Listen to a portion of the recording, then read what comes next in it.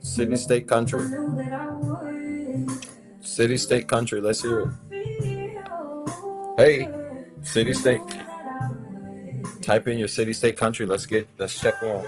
We are on time. Can you believe it? That artist was artist by the name of Aaron. That's Aron, and it featured Doobie Powell. It's on iTunes.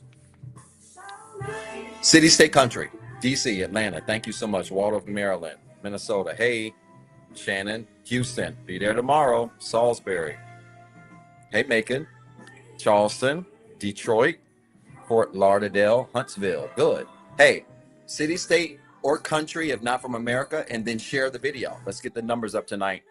I'm going to tie this diagram into attachment styles. It's going to be crazy. You're going to fix your attachment style tonight. Y'all owe me. Big time. Grand Prairie, thank you. Seattle, Washington, Jersey, Denver, Boston. Hey, April. Huntsville, again, Memphis, NoCal, SoCal, Dallas, Atlanta, Charlotte. All right, Alameda, thank you. Irving, Texas, Germantown, Maryland, Charlotte again, Mansfield, Texas, Connecticut, Indianapolis, Fayetteville. All right, what's up, Rick?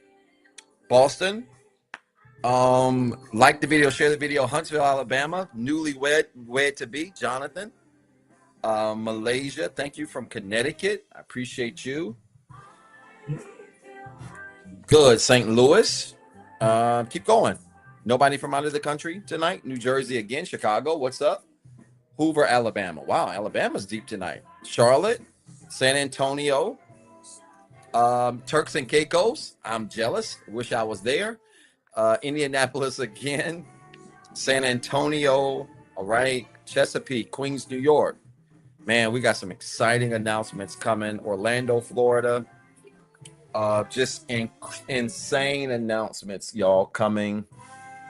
Rancho Cucamonga. All right. Richmond, Virginia. Thank you. Hometown or close to hometown. Beaufort, Georgia. Nantucket, Massachusetts. Florida. ATL again. Thank you so much. Incredible announcements coming tonight. And I'm on time because I've got to get in the air tomorrow and head to Houston. Houston, we are bringing the tour to you. And let me tell you something about Houston. Houston has messed around in the last 3 or 4 days and has become Atlanta size. And that's crazy. It really just kind of happened really fast. And so Houston is about to be a whole bop this weekend. And I'm excited about that. And so looking forward to meeting people from Houston, Dallas, people from Louisiana are coming. It's crazy, but it's going to be a great time. And so I'm looking forward to it. I do owe you. I just bought your book, 5 Years of Healing. I'm excited. Very good. Thank you, Riri. I appreciate you.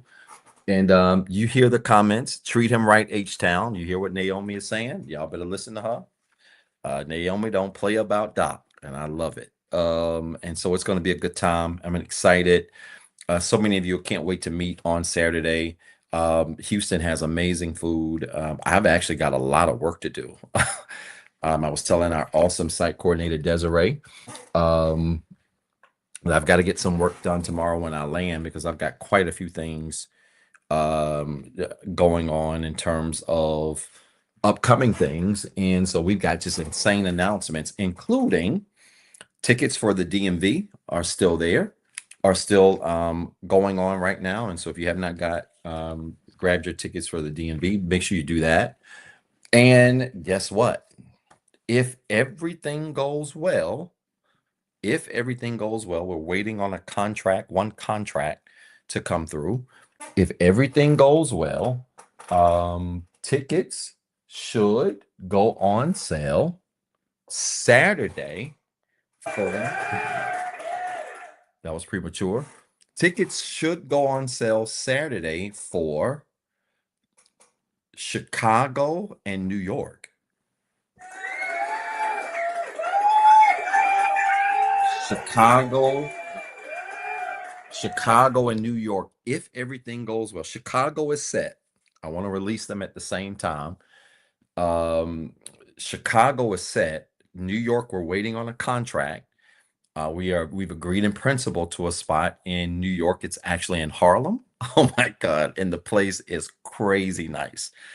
And so that should hopefully go down Saturday.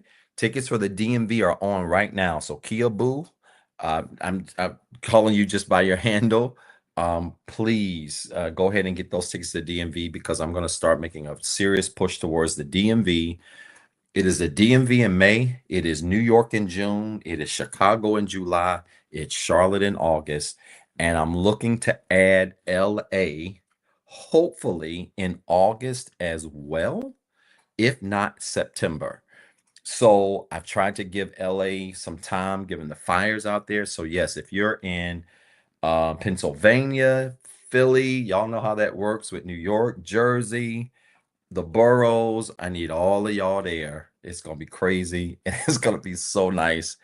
And I'm just really just like stoked right now. So I got a lot to do. I got to hit the ground tomorrow, and then I've got to do a couple of hours of work when I land to get ready for Saturday, to get ready for the upcoming weeks. You can get the tickets. You're going to be able to get them on my website. You're going to also be able to get them on my profile page. Use the link on my profile page. Of course, scammers are active already for my little Chitlin Circuit tour, which is wild. But make sure you get the tickets there so you don't buy them from somebody claiming to sell tickets for me. There's only one source, and it's on my website.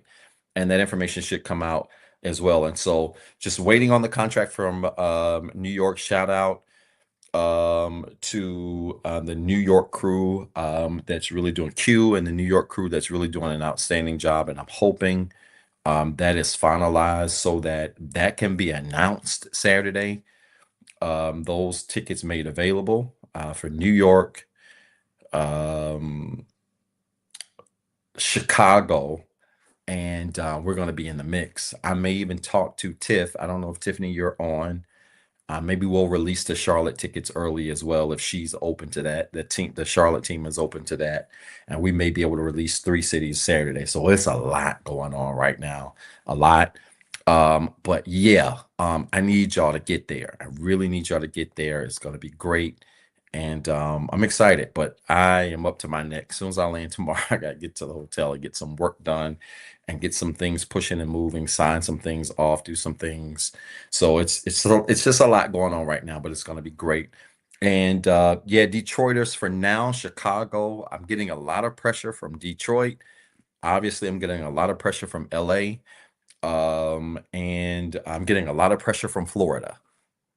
And so I have not forgotten those 3 areas. Y'all remember this is my first tour. I have not, Atlanta sold out, was at capacity. Phoenix was not. It looks like Houston's going to be very close. I believe DMV is going to be close as well. Y'all, this is Chitlin Circuit. I'm shadow banned on I'm shadow banned on TikTok. I'm out of the algorithm on Instagram, which is why many of you are not seeing my content right now. And this is not the most opportune time. So it's not like I got millions and millions and gazillions of followers. I'm doing the best that I can. So bear with me the first year. We're going to see how things go this year. And if things go well, we'll give it a shot next year, but probably in a different way and maybe a larger way. Okay. So I can't wait. Can't wait to meet all of you. And it's going to be great. Y'all, let's get ready to get into this. Let's set some ground rules. Before we do that, let me shout out all of my subscribers.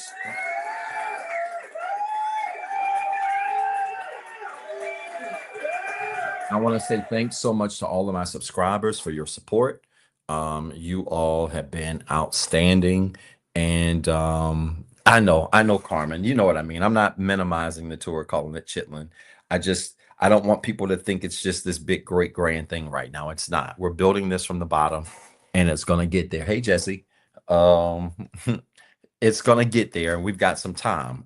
But I am just very mindful and grateful for the journey. I'm grateful for the journey. One day we'll look back at this tour when we're in coliseums and stadiums. We'll look at this tour, and you guys will have been a part of something big. I believe that. So you don't despise small days, but just bear with me.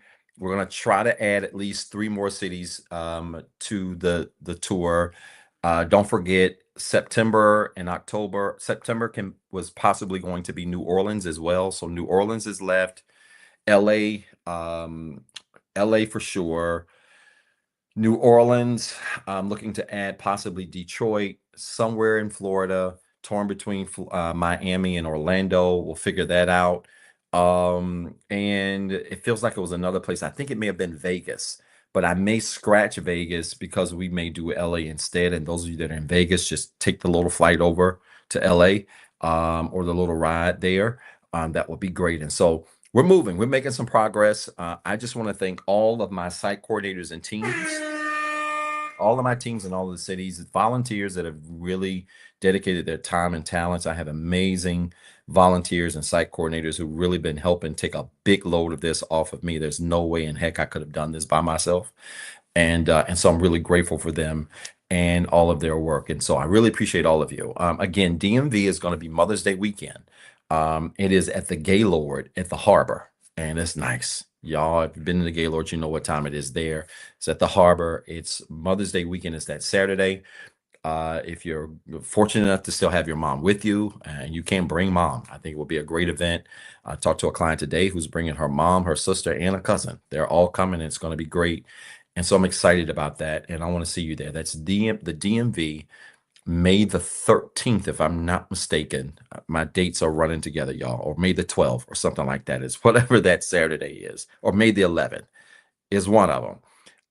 And so I want to see y'all there, and I think it's going to be great. And shout out to all of my generous sponsors. We're getting more sponsors. We have a sponsor for DC. We got an inquiry today for, I think it was LA. And we haven't even introduced that date yet. We're getting inquiries for LA. We've gotten inquiries, I think, for Charlotte. I think you guys are really supporting, and it's just I'm I'm humbled, man. I'm a nobody on this totem pole as it relates to touring. Now, as it relates to my work, I think I'm one of the best in the business. So I'm not going to hold you. Oh my God. And a lot of people don't like when I talk like that, but it's life. I sit in first class. So I believe I'm one of the best in the business when it comes to this work. But when it comes to touring and putting together a tour and things like that, I'm a newbie here. And so my hope is that this year will really set up next year to do some things in a big way. Dallas is also the other city that's on my mind. I have some people actually coming from Dallas to Houston this weekend. And so that's going to be cool. Anyway, y'all got me just talking and talking loud. I'm excited about tonight because my goal tonight is to do what I do every single night, and that is to correct everybody, man, woman, shawoman, I don't care where you are. A lot of your favorite podcasters that are living and dead only talk to one gender. And tonight, when I deal with this formula, my goal is to help men, women, shawomen, whatever you identify yourself with. Remember, Doc doesn't play favorites. And it's funny, I noticed there's a certain energy on my videos. Like when I do videos that, or especially relationship-based videos that are dealing with men that have been acting inappropriate, you women really do be commenting and sharing. When I talk about y'all not acting appropriate, y'all get quiet. Oh my God. Ain't this something? Doc, real observant. Y'all get real quiet when I start talking about women. When I talk about men, Doc, church, Doc, oh my God, church, Doc, church, blah, blah. Mm-mm, mm-mm. I'm equal opportunity. The truth has no favorites. Y'all got favorites. I ain't got none. Okay? So we're going to deal with this formula tonight. And my goal is to help you heal your attachment style. You're going to be shocked that the formula that I showed you last week, which you're going to need a lot of blank paper because we're going to write this formula down at least 3 times. So you're going to need a couple of sheets of blank paper. And it'll make sense as I go through it.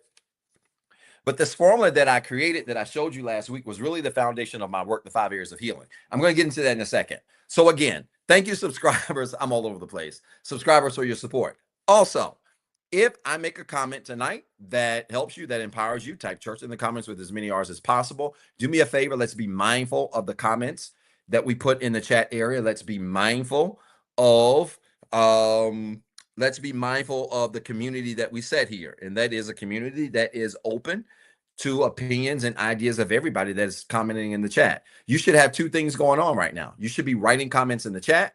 You should be writing comments in a journal. Actually, you should have 3 things. You should be writing comments in a journal. You should also be writing comments or drawing some diagrams on plain paper. You know, many of the things that I teach, I put in diagrams for us visual learners to make this easier to understand. It is a visual way of taking an analogy and putting it on paper. All right. And so you should have 3 things going on right now. You should be busy. And then, of course, I want you to support the show. Before I get to that, if you see any crazy comments in the chat, don't go back and forth with people without a doubt. Don't waste your time coming down to bird level. This is called Eagle Nation for a reason. We fly higher. If you see crazy comments, just drop eagles in the chat area. And our awesome moderators, April, Tiffany, Caitlin. Am I missing some? I feel like I'm missing somebody. Our awesome moderators will shoot them out the sky. All right. And you know what that means. So just type an eagle and the moderators will take it from there. Support the show. The ways to support the show, let's get that on the screen so we can get moving. And it's real simple. I challenge you to support the show because many of you, Thursdays is really your free therapy. It's your free counseling. And many of you don't like to participate in your own rescue. So your donation goes a long ways to buying me a salad or something. This weekend, it might buy me a lamb chop because I know Houston got some lamb chops somewhere. I got a chef that's making me some lamb chops. Isn't that awesome? Thank you, Naomi. You're the first one, as always. I have a chef that's making me some lamb chops tomorrow. Like, it's crazy. I'm just, oh my God, it's going to be great. Anyway, support the show. This is so that you can participate in your own rescue. Now, you know the rule. I said last week, and I'm going to say it again. This diagram is going in a book. It is. I will not leave this up if y'all don't support the show. Last week, you supported the show really well. I need you to support it really well this week, because it's really going to answer a need that many of you have, and it's really relating to attachment styles and how to break those. All right. So let's get into it. Type in the topic, the subject, tonight's topic, and it's simple. The formula that changes your life. I want you to put that in there. The formula that changes your life. It's part 2.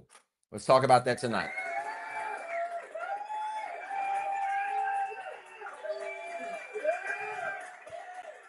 Tonight, we're going to talk about the formula that changes your life, and this is part 2. And before I get into this, let's set a framework here. I'm going to get into, I appreciate you, Miss Tucker. Thank you for that compliment.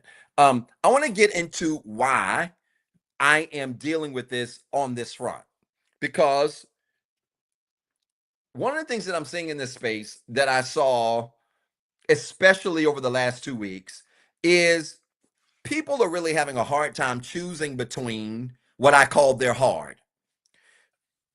In life, you have to choose your hard. And I can't take the credit for this. I heard on a podcast or something, Steve Harvey say this, and I've got to give him credit.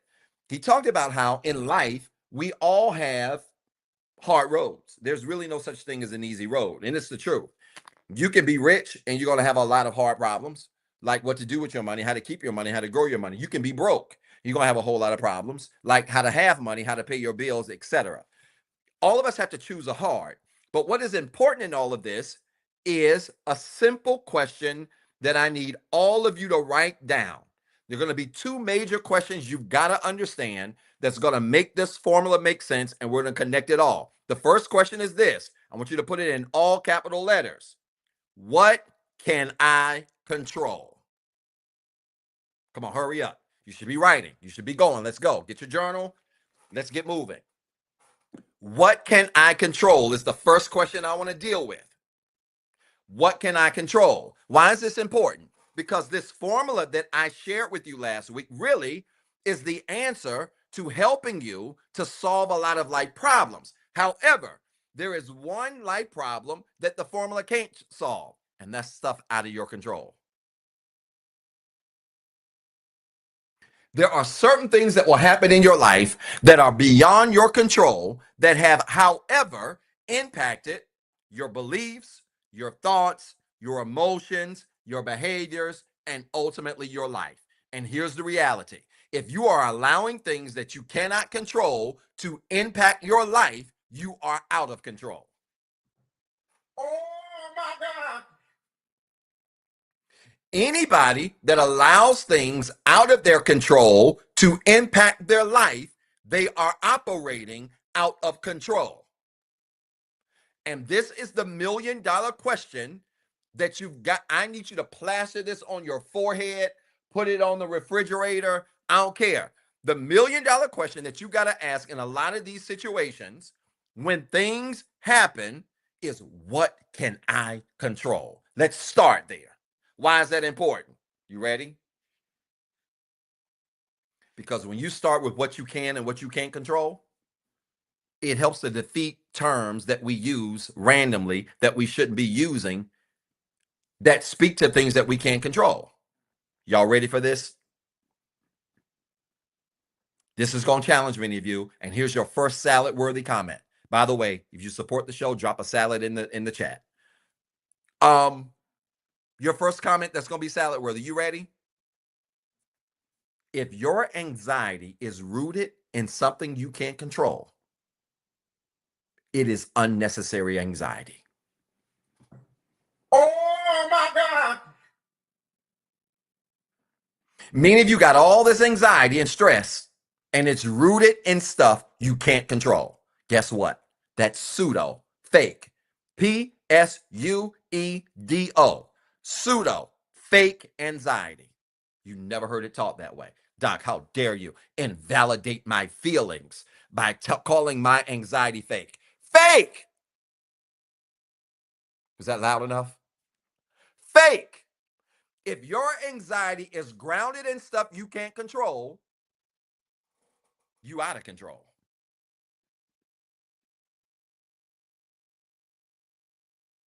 And you know what we've done? We have sensationalized words like trauma and anxiety, especially when it comes to things that we can't control. There are some things you're calling anxiety that is grounded in stuff you have no control over. And if you are stressed out over stuff you can't control, I'm here to tell you the next level, we're talking about healing. The next level is to get to a place where none of your anxiety is grounded in uncontrollables. Oh my God. Yeah, I know there's always one. Y'all just watch the comments. It's coming. There's always one. Doc, how dare you? You're invalidating my feelings. How you don't have a right to tell me how to feel my anxiety. Go ahead. You and Oprah and everybody else can believe that if you want to. Go ahead. In fact, there's a place for you. It's called Seat 32C in the back of the plane with the cold peanuts and the Biscoff cookies. Go on back there. I won't be back there tomorrow.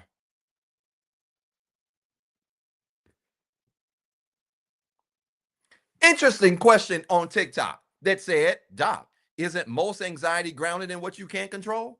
That's a very interesting question, Marla. Because in my work, what I've discovered is most of the things that people call anxiety and trauma, a lot of that stuff comes from stuff that had nothing to do with them. Uh-oh. Uh-oh. So if you are operating in trauma that has nothing to do with you, and you're calling and labeling it trauma, and it's impacting your thoughts, and it's impacting your emotions, and it's impacting your behaviors, it is also unnecessary.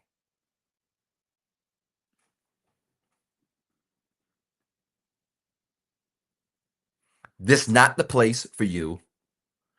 This is not the place for you to come in here and for me to soothe you in your fake trauma.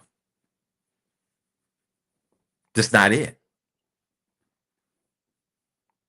This go find another channel where they'll do that, and they'll hold your hand and soothe you in this trauma that you're carrying that had nothing to do with you, that had everything to do with things that you could not control, and yet you're allowing it to control your life, and that's why your life is out of control. When incidents you can't control begin to control you, your life gets out of control. Will y'all write that down? That ain't even in my notes. When incidents out of your control begin to be under your control, your life spirals out of control. We're going to talk about how to fix it. Let me cook. Not the Donald Trump way. Oh my God. Is this making sense? Okay. So trauma, anxiety. Oh, by the way, I forgot to tell y'all. Oh man, I got so many announcements. Guess what else might be released Saturday? If not released Saturday, it's going to be released possibly Monday. Group work for kids.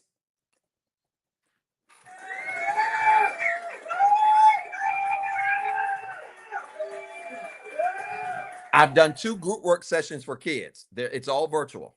And I promised them that I would do another group work, and I'm going to do a group work for kids.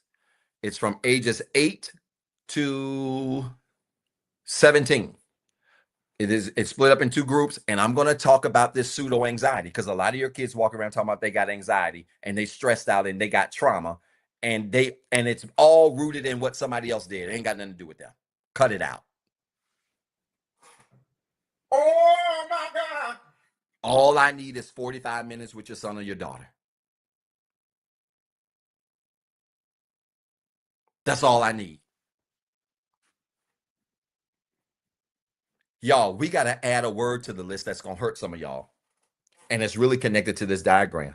You know what hit me when I was preparing for this last week? I didn't get a chance to teach it because we ran out of time.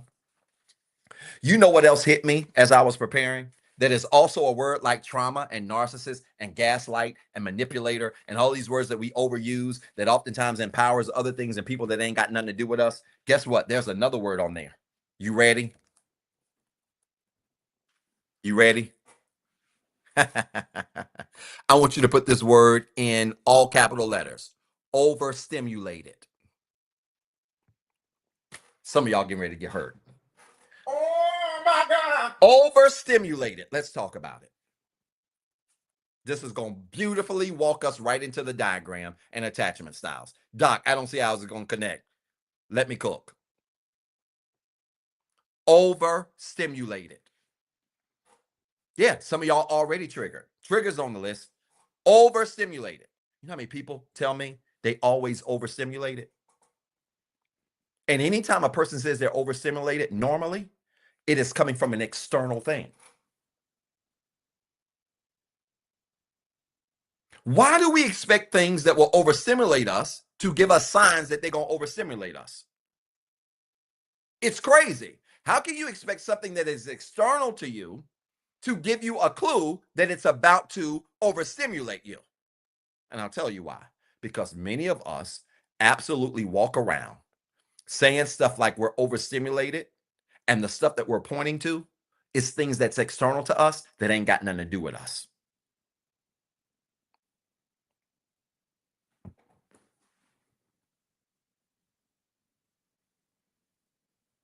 When you use the word overstimulated, and that overstimulation is connected to things external to you, you are operating in a space of things you cannot control. Stop using the word overstimulated and just say this. What they doing is getting on my nerves. Oh my God. Instead of you saying you being overstimulated, why don't you just say how people acting getting on your nerves? That's better than saying they're overstimulating you. Because when you say that, what you're saying is that forces outside of you that are external to you are actually controlling how you show up as it relates to your beliefs, your thoughts, your emotions, and your behavior. Overstimulation in 2025 is one of the greatest jokes that exist in mental health. I want everybody to put it in the chat so you can be free tonight. You're not overstimulated. They're just getting on your nerves. No, seriously. I literally need everybody to type that in the comments now. You're not overstimulated. They're just getting on your nerves. Just say that. Why is that better, Doc? Well, we teach something here called self-awareness. What's self-awareness? Honesty about who you are, where you are, and what you're doing.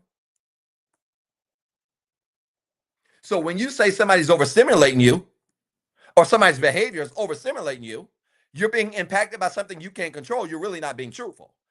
The true answer, the answer that is function or based in self-awareness, is that they ain't overstimulate me. They just get on my nerves. Say that.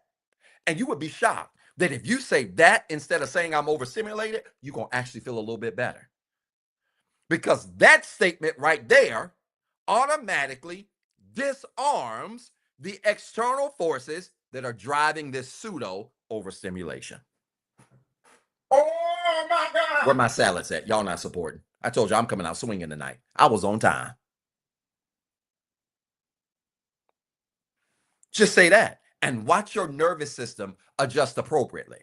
When you stop saying people overstimulating you and you stop giving them that power, watch your nervous system start to respond in a way that says, wait a minute, this ain't on you, this is on them. They the idiots. Oh my God. I just don't get it. We expect things that overstimulate us to give us a sign that they're going to overstimulate us or bother us, as if we can control what people do. And the reality is, you have to listen to your body and pay attention to your surroundings.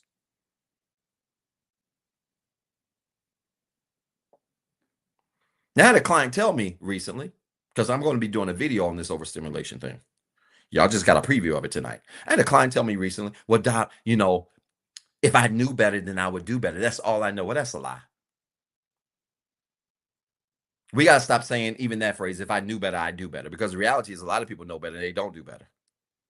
There's a whole lot of people still smoking cigarettes knowing you get cancer if you smoke them. Oh my God. I mean, the box says biggest day on there, Cancer. And that thing be hanging out your mouth like that.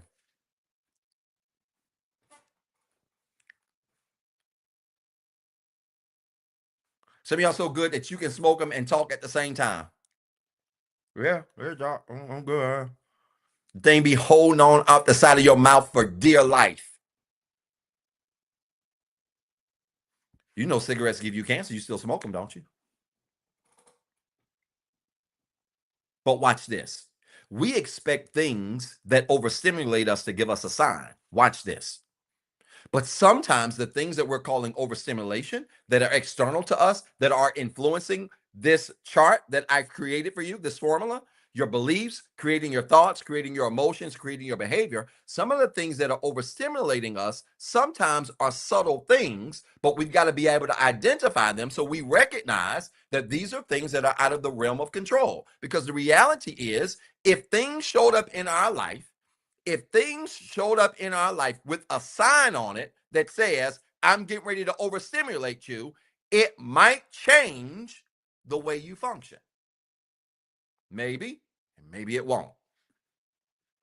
Besides, people ain't stopping smoking cigarettes when the thing on the outside say you get cancer. Ever been to Krispy Kreme donuts? What if Krispy Kreme had a sign on the hot and now sign that said, if you eat a donut, you're going to get cancer? You going to get one? Well, doc, you talking about Krispy Kreme, you ain't talking about cigarettes now. It's the same principle. That people can identify the source of what is overstimulating them, but still give too much power to that source because they fail to realize that at the end of the day, you can control it. At the end of the day, you can control this. Is this making sense? So we've got to be honest about that. We've got to be honest about that. If you want to beat overstimulation, if things external to you are causing you to feel some kind of way, I want you to put this in the chat. Learn how to listen to your body.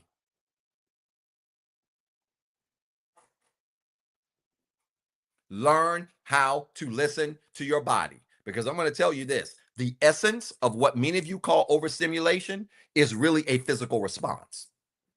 They're getting on my nerves, I'm getting a headache. They're getting on my nerves, I start shaking. They're getting on my nerves, I feel butterflies. They're doing this, I feel this. The essence of what we call overstimulation is really a physical response to things external to us that we can't control. So when you learn how to listen to your body will tell you where there are danger spots. And when the body tells you that the danger's out there, then it's obviously something you can't control. So how much sense does it make, y'all, to allow yourself to be overstimulated by external forces that have already created a physical response that now have to be corrected emotionally and have to be corrected mentally? Is this making sense or no? And I like that somebody said on Facebook, I want to give her credit, Kaya, I hope I'm saying it right. The body keeps score. Make no mistake about it. Your body will tell you where the problem is. And most of this stuff we're calling overstimulation is coming from things external to us. And your body's just saying to you, not, hey, they're hurting you. Your body's saying to you, that ain't got nothing to do with you. Oh my God. When your body responds to things external to you, it's not telling you they're hurting you. Your body's saying to you, it ain't got nothing to do with you.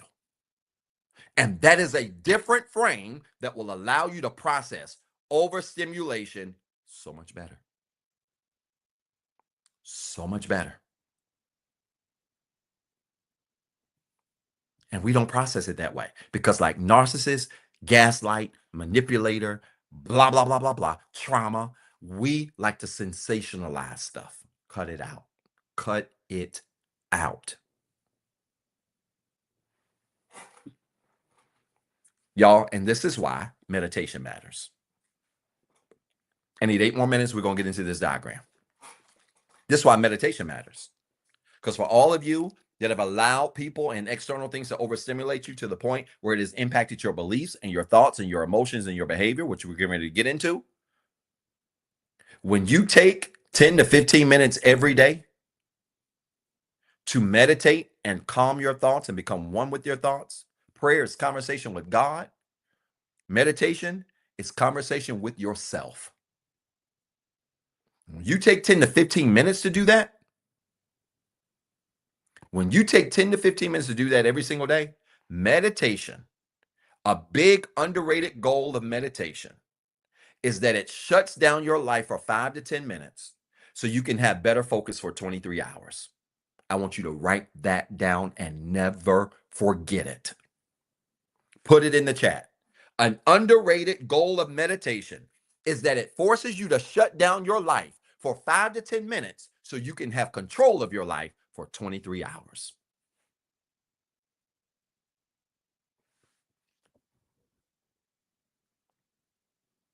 I like that, Macon. There's a book called Body Keeps the Score that speaks to this. Absolutely. I need to grab that. I've never heard of it, but I love that phrase because it's a great way to do it.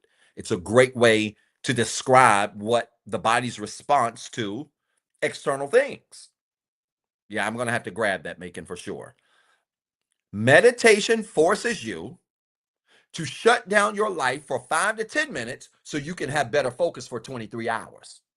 And some of y'all talk, Doc, I can't meditate. I can't sit still. I can't do this. Well, because it's not 24, because the 5 to 10 is part of the last hour. Now, you can use 24 if you want to, Benasia. You can, right? So I'm not being funny there. You can use it if you want to.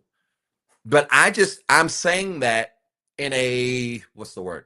A figurative way, right?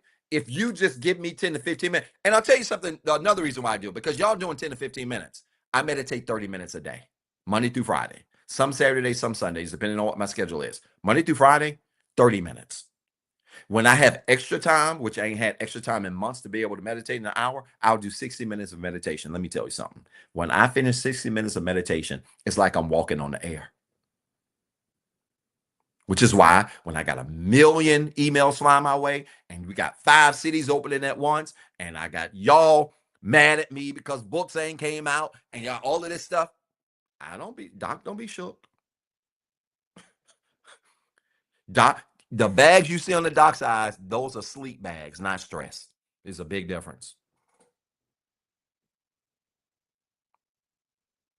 So when I meditate for 30 minutes a day, the other 23 hours, I'm focused. Meditation forces you to shut down your life so you can have a better focus for 23 hours.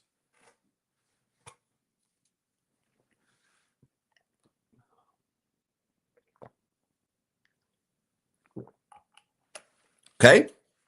And I talk about meditation in the 5 Areas of Healing book. If you don't have it, get it. The link's in the bio. I talk about that. There are different types of ways you can meditate, obviously. Some people like to do it with music in the background. I don't like to do it with music in the background. I like dead silence because it forces my brain to really be at one with my thoughts. Sometimes your thoughts can hide in music. If I'm as a former retired musician that plays several instruments, if I did it to music or beats or binaural beats and things like that, I'd be over there bopping my head and making beats. I can't do it. So for me, I need dead silence because silence forces me to be at one with my thoughts. My thoughts are loud when there ain't no music in the background. And that's how it is with most people. With most people, your thoughts are very loud when you shut down all the noise and you got to sit with them. So is that form of meditation harder? Yes, it is. But to me, the benefits are greater because you're forced to sit in silence and hear those loud, silent voices. Okay, does that make sense? No, I don't make sense beats, but I play the drums. The drums wasn't my first instrument. I'm pretty decent. So that doesn't work for me.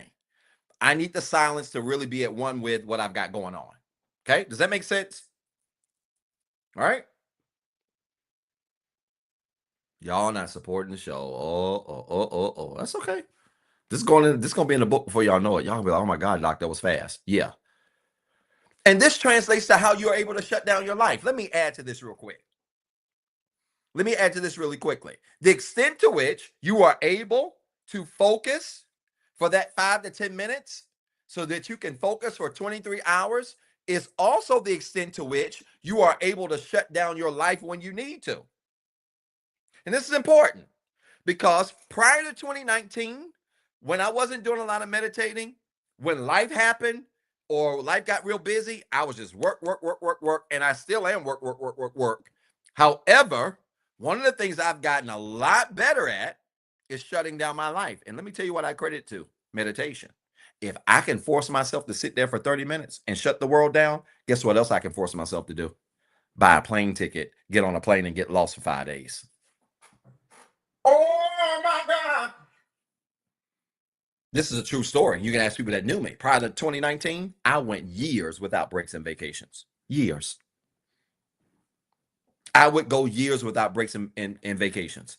That was also during the period of time when I was in graduate school. So I had a lot going on, and I would go years without breaks and vacations. Post 2019, when I shut down, first of all, I shut down regularly. About once every 2 to 3 months, I got to do something. And nowadays, it's kind of hard to get on an airplane to just have personal time because we've got the tour going on. So sometimes it just means just driving somewhere local and disappearing for a little bit. But let me tell you something. Post 2019, when I made meditation a part of my regularly scheduled activities, oh, Doc gonna shut down his life. And let me tell you how I shut down. When I shut down, I don't do nothing but rest. Oh my God. Some of y'all talking about I'm shutting down, and you spending more of your shutdown time taking selfies than you are just enjoying the environment that you're in. No, my phone be in the room. I go and I'm on a resort. My phone stays in. This is a true story. My mom, happy birthday to my awesome mama.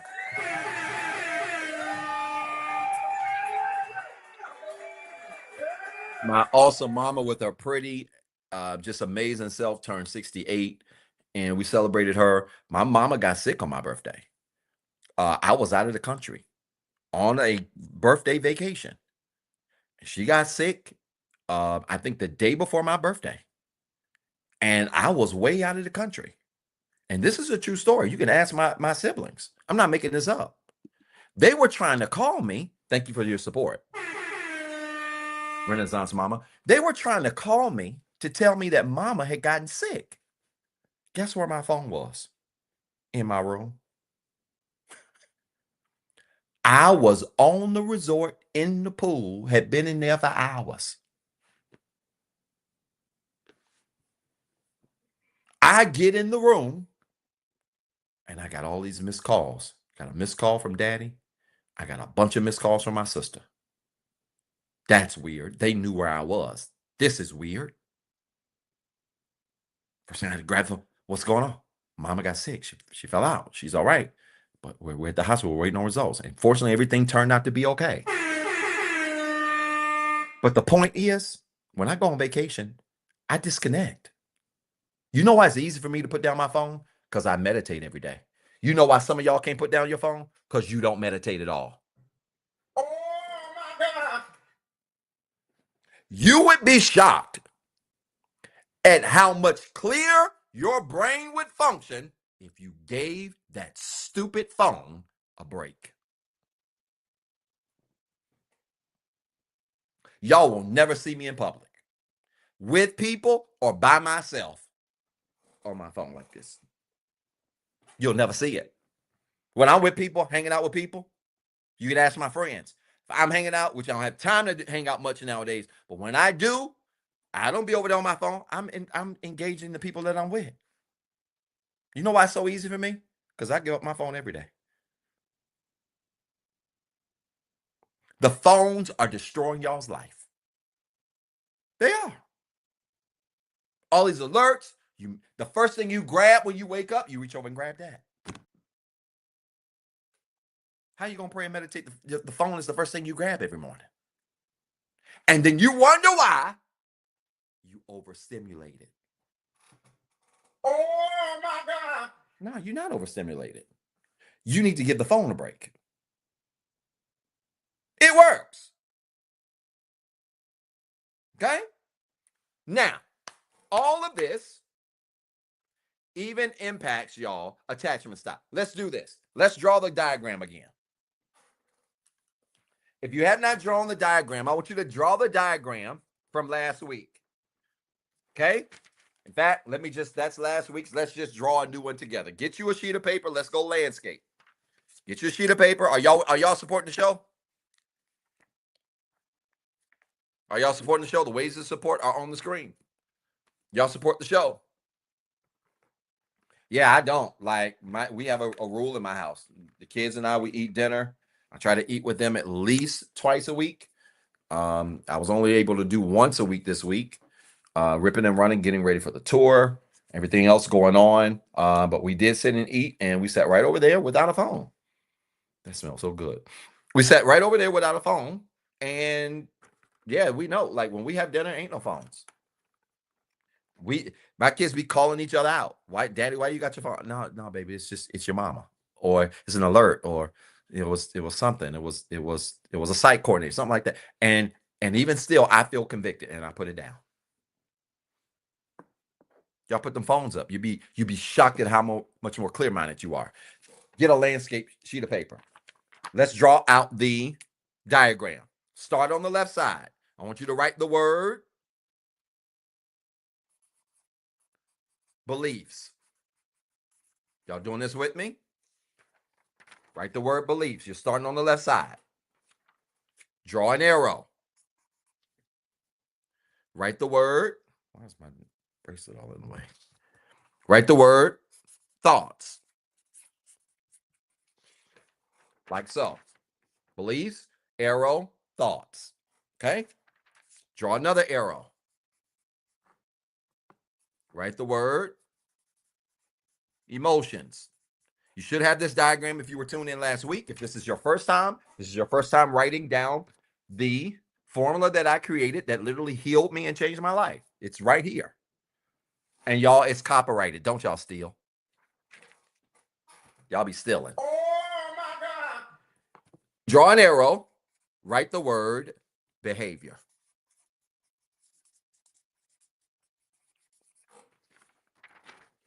Y'all can't. I'm sorry, my handwriting is, and it might be backwards too. Y'all, I hope it's not. It might be backwards on TikTok. I apologize. TikTok just has me so shadow banned. TikTok really sucks. It's probably TikTok. Is it turned upside down? It's backwards. Yeah. TikTok does that. It doesn't do that on Instagram, YouTube, and Facebook. TikTok, y'all, I'm just sticking out TikTok because it's 331,000 of y'all. All right. Beliefs, arrow, thoughts, arrow, emotions, arrow, behavior. At the top, I want you to write the word incident / experience. You're going to get into some attachment style stuff. I'm about to show y'all something that is worth the price of therapy. And y'all better support this show. Or you better have a really good memory. Oh, did I tell y'all my books are going to open for new clients in a couple of weeks? Uh-oh.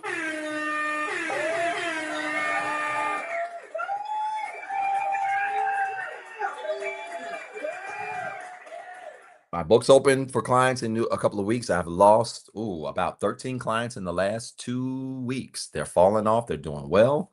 They're soaring. They've been kicked out the nest. And it's a great thing. I haven't lost them to drama. I've lost them because they've grown on. And it's always sad, but it's great because it gives some of you a new opportunity to start doing some of this work. Okay, there's the diagram. Incident experience at the top. Incident / experience. And then you're going to have this. Beliefs, to thoughts, to emotions, to behavior. Now, let's talk about attachment styles.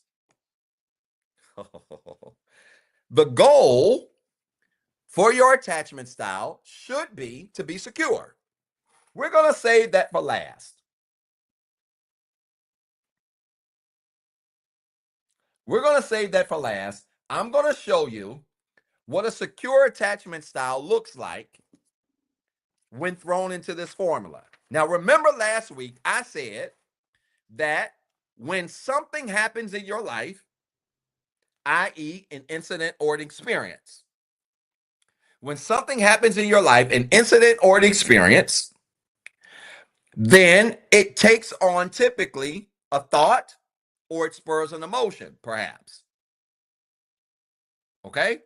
Perhaps a thought, perhaps an emotion, or whatever. We walked through that last week. Go back and watch the replay last week if you haven't seen it, because it is still up because you guys support it really well. All right? An incident occurs and it typically materializes into a thought. Somebody does something rude, you have a thought, I want to cuss them out. You get angry, you behave, right? We talked about that. All right, and this is the easiest way. This was the foundation for creating the 5 areas of healing. Well, I told you all at the beginning of the show tonight that there are 2 questions I want you to think about. Number 1 is, what can I control? Here's the second question I want you to think about. And this has the most major impact on attachment style. And when I figured this out a few years ago, it floored me. I'm going to tell you why it floored me. Because I didn't realize that healing my attachment style was as simple as doing this with discipline, commitment, consistency, repetition. You can't just do it once. You got to continue to do it.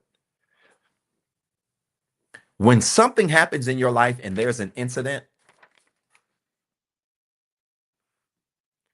the second question you got to ask yourself is, can I change this? Can I change it? I'm going to make this all make sense. It's going to be mind-blowing. Because if something happens in your life and you can change it, if the answer is yes, then change it. If the answer is no, I got to give y'all some rules. Y'all just write down what I'm going to say. Incident occurs.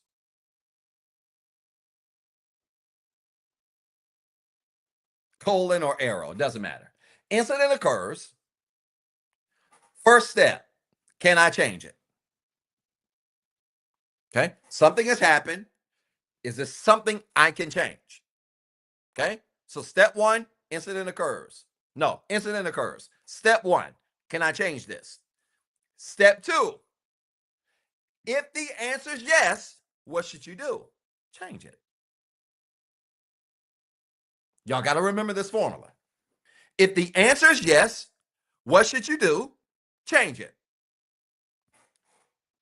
If the answer is no, go to the thing that precedes it. This is going to make so much sense. Y'all are looking at me like Doc's losing his mind. Trust me on this. Y'all owe me lamb chops for the rest of 2025 when I break this down to y'all.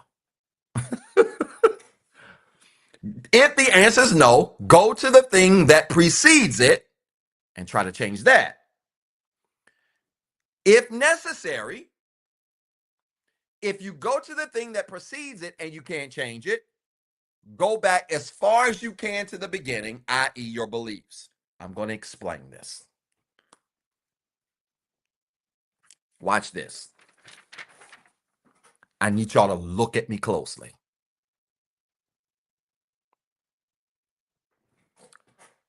An incident happens. Watch. Let's use something that's going to trigger, quote unquote, all of y'all. Somebody says they no longer want to be in your life. That's the incident. So somebody says to you, I no longer want to be in your life. The first thing that you do is you say, ask yourself, Benasia is on this on TikTok. Can I change this? Now, you anxious people are going to think you are. You can. Oh my God. Because anxiously attached people think they can change people's minds.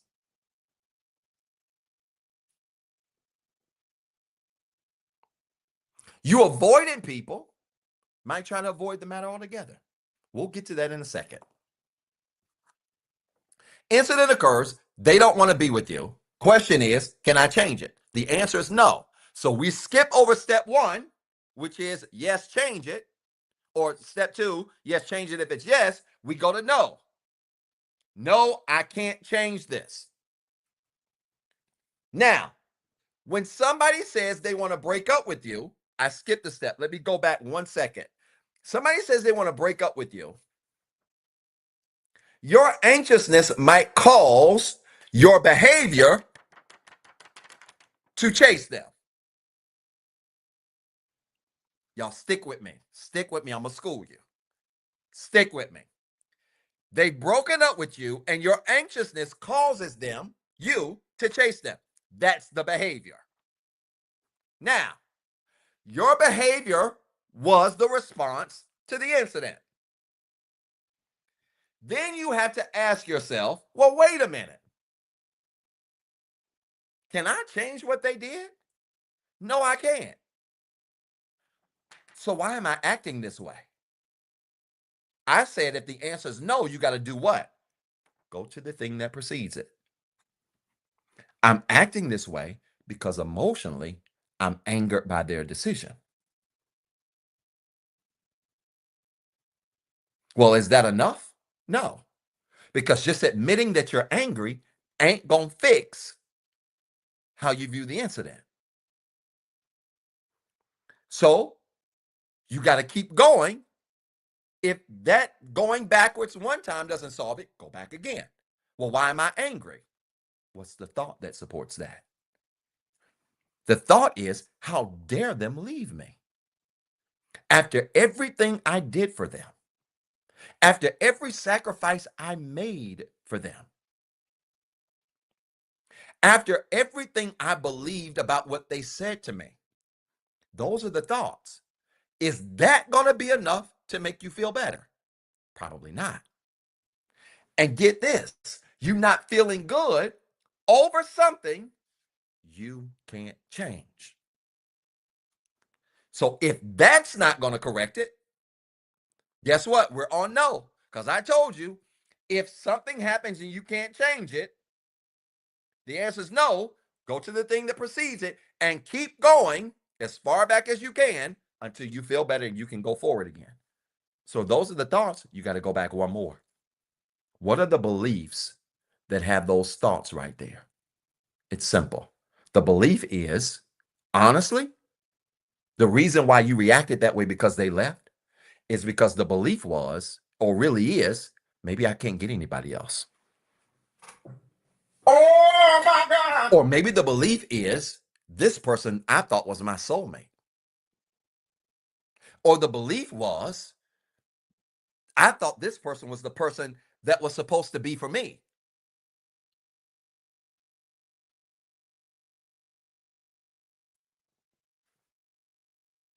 That's the belief. Guess what, y'all? We can't go back any further than your belief. So when you have an incident that occurs and you ask yourself, can I change this? And the answer is no. You have an incident that occurs and you feel angry about it. And you ask yourself, can I change it? No. Go back to the thing that precedes it so that you can fix the emotion. What's the thought that's created the anger? The thought is, how dare they? I was good to them. Blah, blah, blah, blah, blah. Well, that ain't enough to satisfy you feeling better. So you got to go back again. What's the belief that's created the thought that's created the emotion? Now, I like this. I want to use this. I don't want to call their name. Somebody put this on one of the social media networks. My belief is I have 3 children and nobody's going to love a woman with 3 children. That's the belief. Now, watch this. Let's work her belief. They left and you chased because you're anxious. But the core reason you did is because you are a single mother of 3 children and nobody's going to want a woman with 3 children. So how do we fix it? Change the belief. It's not that nobody will want a woman with 3 children. It's that I chose the wrong person to think that they would want a woman with 3 children. It's also a new belief you can create is having 3 children as a single mother doesn't make me a bad mate. It actually makes me a pretty responsible one. Because if you can manage 3 people, you can handle 1 man. Oh my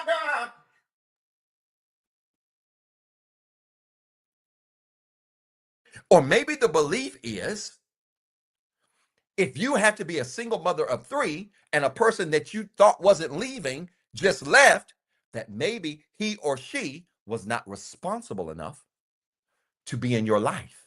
That's a new belief. And guess what? When you create that belief, guess what it creates? A new thought. Ain't that bad at all, after all. Maybe it's not that I can't get anybody. Maybe it's that I need to heal some insecurities so that when people don't show up for me the way I want them to, I don't take it personal. New thought. That new thought creates a new emotion. I'm not the worst person in the world. I'm not a bad mate. I'm actually kind of fine. I actually would make somebody a good wife, a good husband, a good boyfriend, a good girlfriend. And those emotions make you feel better about yourself. And then when you feel better, guess what? Your behavior gonna change.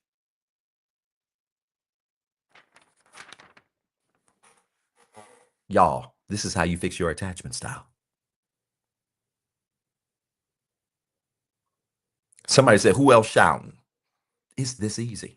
When I put this in the book, it's gonna go crazy. Watch this. Let's walk this. Are y'all supporting the show? I told you. I put it on my story today. I feel bad teaching this because it's so easy.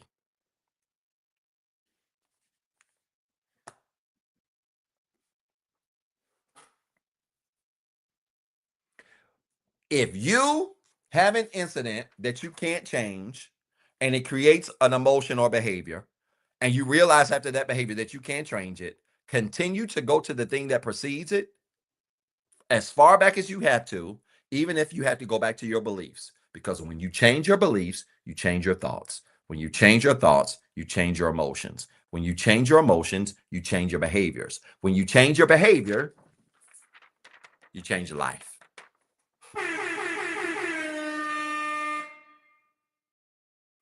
I don't know how much more plain to make this. Let's talk specific attachment styles. This is where it's going to get good.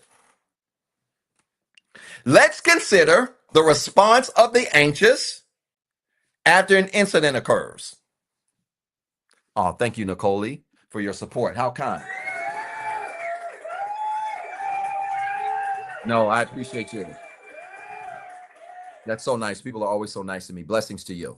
I appreciate that. That's so kind. You guys are so kind to me. Those of you that really support. Watch this. Let's consider, let's do the anxious chart. So we're going to keep this one. I'm going to write down, oh, I'm about to blow y'all's mind. Watch you anxious people. Hey, I'm getting ready to talk to all the anxious people. I want you to put in the upper right-hand corner, write the word anxious. Hey, y'all, the research tells us that 60 to 65% of the world's population is anxious. That means over 1 out of 2 of you have an anxious attachment style. I want you to write the word anxious up here on this diagram. We're going to redo this diagram 2 more times. 60 to 65% of the world's population has an anxious attachment style. That's more than 1 out of 2. I want you to write anxious up here and let's walk through this. Let's talk about, because I want you to draw the diagram for all 3. Avoidance is coming next, Nanya. It's coming. I got you. we're gonna do the big 3: anxious, avoidant, secure. Obviously, y'all, I want to make this a pure attachment style lecture. There are derivations of each style: anxious, avoidant, dismissive, avoidant, We're not going to get that far in the weeds. We need to understand the core ones, and then you can the same principle applies as you break it down. Anxious. Let's talk about this. Watch this. For the anxious, when an incident occurs, I need y'all to follow me. If you're not following me, you should be supporting the show. Watch this. For the anxious, when an incident occurs, they typically go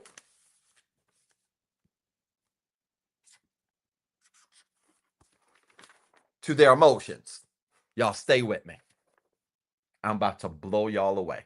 You get ready to heal your anxious attachment style, the one you've had since you were a little kid. Watch.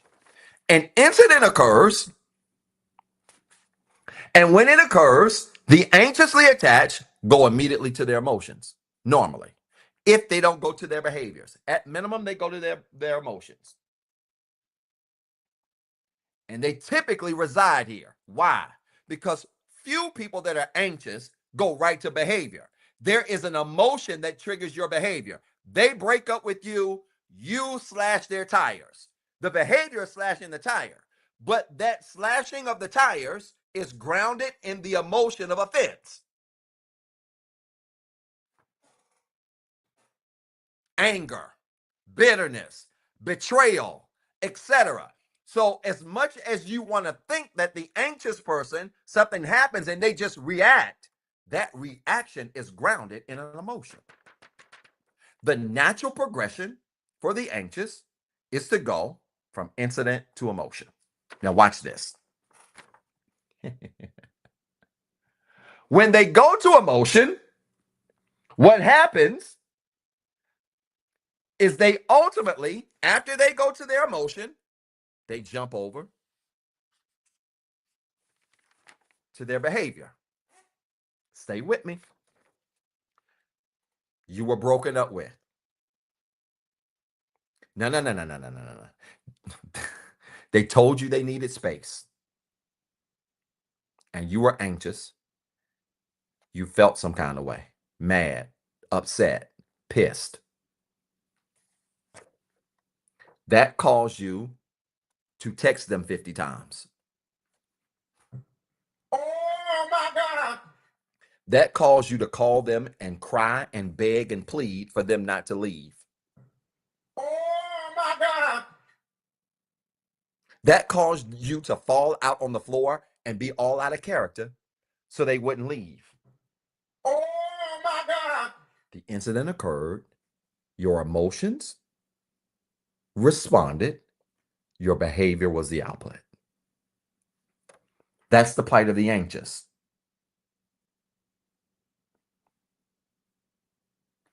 Now, let me tell you why this is important to understand.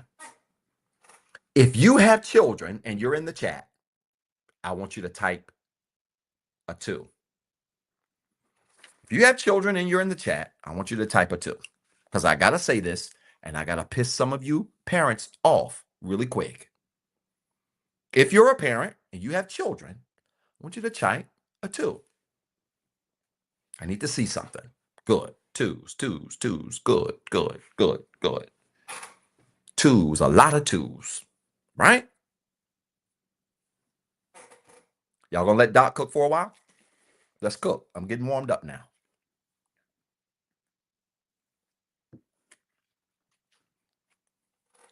Why is this important for parents?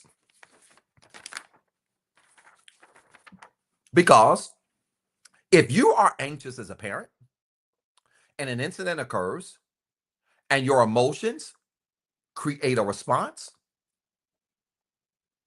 guess who's impacted? Your children. I'm going to tell you something that I told a client that had a client bawling on the call.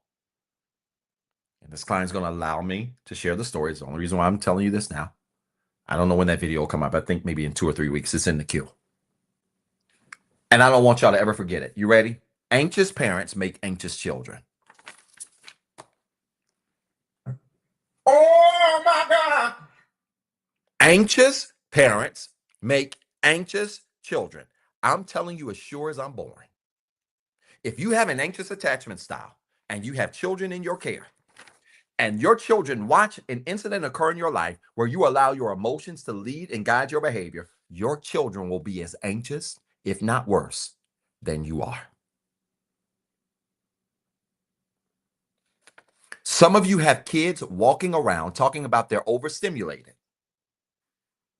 And here you are being broke up with, and you cannot control your emotions to the point where you go right into this behavior space, and then you shock that your kid says they deal with anxiety.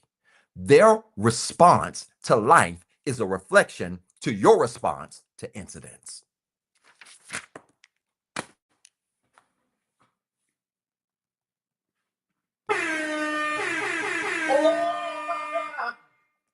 Their response to life is a reflection of your response to incidents.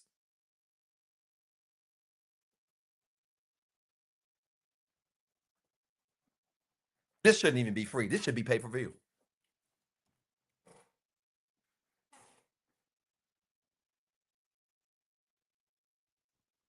Which means if you got a kid under 18 in your care that's struggling with anxiety, that's struggling with being overstimulated, allowing things to always overwhelm them and respond and react to it, and you walking around with an anxious attachment style, here's an easy way to help them cure.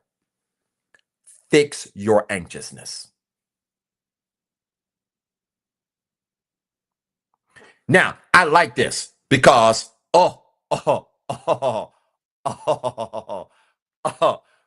Gretchen in TikTok put a really good comment up. I'm anxious, but I must have been able to control it because my daughter is the model adult. Watch this. Let me tell you something that this generation got that some of our generations don't have. They got technology and information. The one thing that I told y'all to take a break from, this is why this generation, the majority of folks that are in therapy, look at the data, are under 33. You know why? Because they have access to information, which means they can have an anxious mama or daddy, but have the awareness, wait a minute, I'm not feeling right. And I've had clients who tell me that their kids look at them as parents and be like, mama, you overstimulate me. Daddy, you doing too much and you draining me. Y'all, I never imagined a day when I was a kid where I would tell my parents that I was draining them. This is a different generation because they have access to more information. So it is possible that they actually can be aware. Remember, your body physically responds to external stimuli. Does that make sense? Gretchen, that was a really good comment. Really good. I'm glad you typed it. Your body is a response to external stimuli. And they have this information that many of us didn't have. So even if you can mask it well or you're not, child can pick up on things. And this is why I tell people, man, if you're in a situation, let me just go ahead and say this now. I might take my hat off of this. Listen to me, y'all.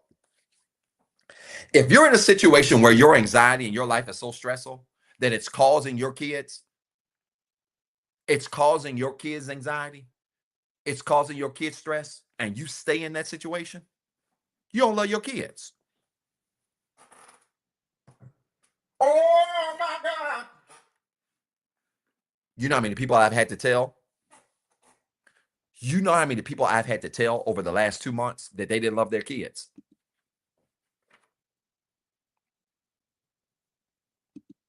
Do you know how many people I had to tell over the last 2 months that they didn't love their kids? You know why?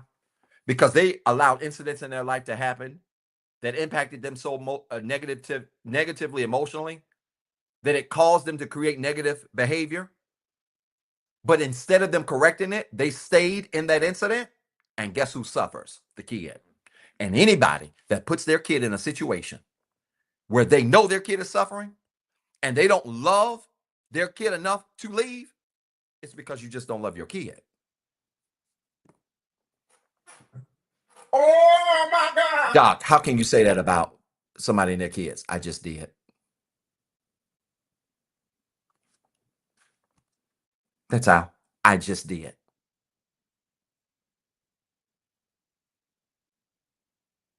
You don't love your kid. You can make every excuse in the world. I don't know where I'm going to live. I don't know what we're going to do. I don't know how we're going to survive. Let me tell you something.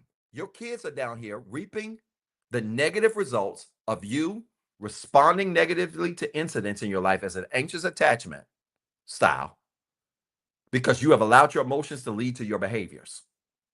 And as a result, now they're on edge. But kids can recognize it. And it never ceases to amaze me that when you finally decide to do a different behavior regarding that incident, your kids would then look at you and be like, Mama, Daddy, what took you so long? Oh my God. And this is especially true for those of you, mothers and fathers. I've had clients that are men that have been physically and mentally abused by their wives. Yes, it happens. You would be shocked. Thank you, Vanessa. I'm here to tell you right now that if you're in a situation where you are being physically or verbally abused by a partner and you choose to stay, you not only don't love you don't love your kids either. And I'm going to take it a step further. You ready? If you're being physically and verbally abused by a partner, man or woman, and those kids are privy and have access to this, and you don't leave, we need to call CPS. Oh my God.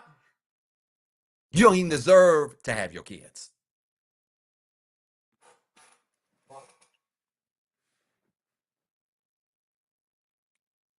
Doc, how dare you go that hard? Because I can. And your counselors and therapists and coaches ain't going to say this to you.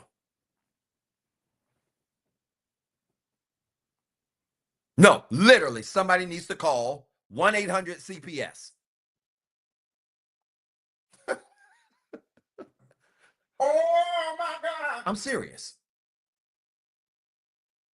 Because your anxiety or anxiousness creates anxious children.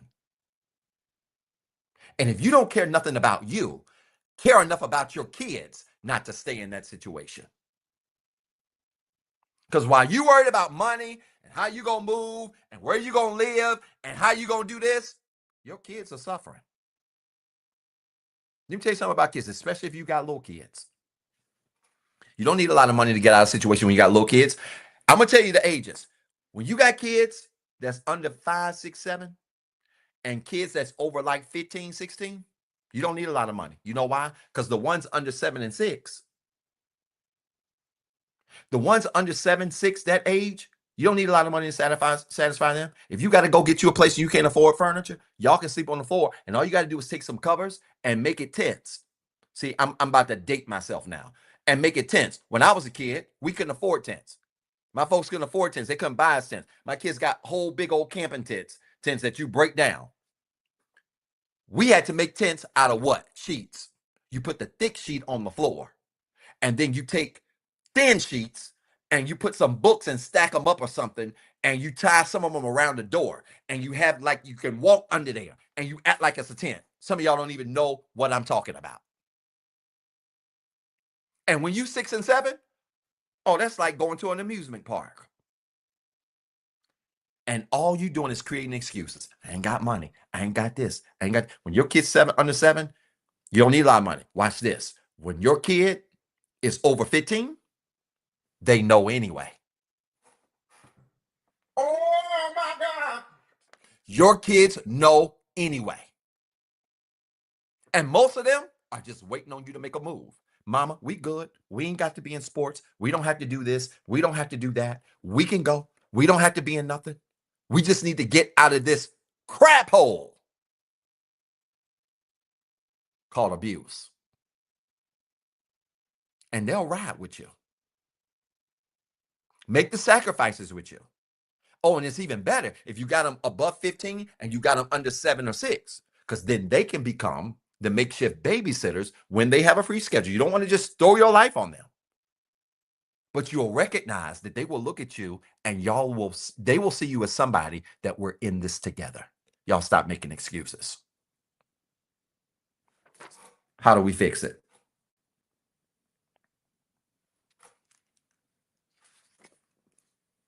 Y'all supporting the show? How do you fix your anxious attachment style? This should be obvious, y'all. This should be obvious.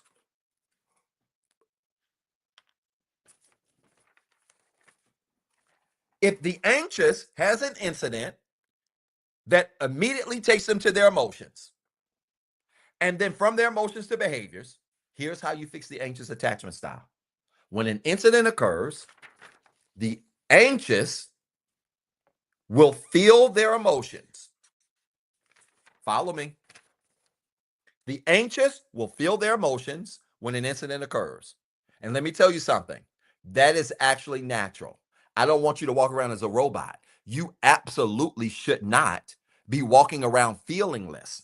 It is human to feel emotion when things occur. Remember, we talked about this last week. You got to humanize the human experience. Watch this. When an incident occurs, if you want to fix your anxious attachment style, it's simple. When the incident occurs, go to your emotions and recognize them. Watch. And when you recognize them, instead of going to behaviors, guess where you're going to go, y'all?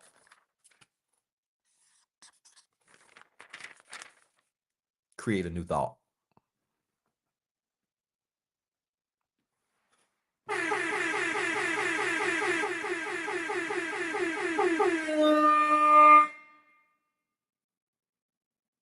And when you create that new thought about the incident, if you can change the thought, then create a new emotion, i.e., they're abusing you and you're staying. Your emotion is pain, anger, disgust. Instead of reacting, staying, not doing nothing about it because you're anxious and you think you can't get nobody, you pause and go back to your thoughts and say, wait a minute. What are the thoughts that are driving this emotion of anger and disgust? Well, the thoughts are, I'm concerned about my kids. I'm concerned about my life and my future. I'm concerned that I don't want to die in this situation. I'm concerned that if I don't do something about it, that I'm going to end up dying in this situation and my kids will resent me. If you can't change those thoughts, guess what you can do, y'all?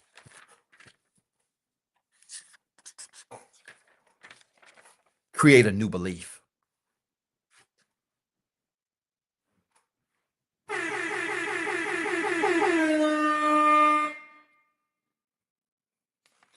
Wait a minute.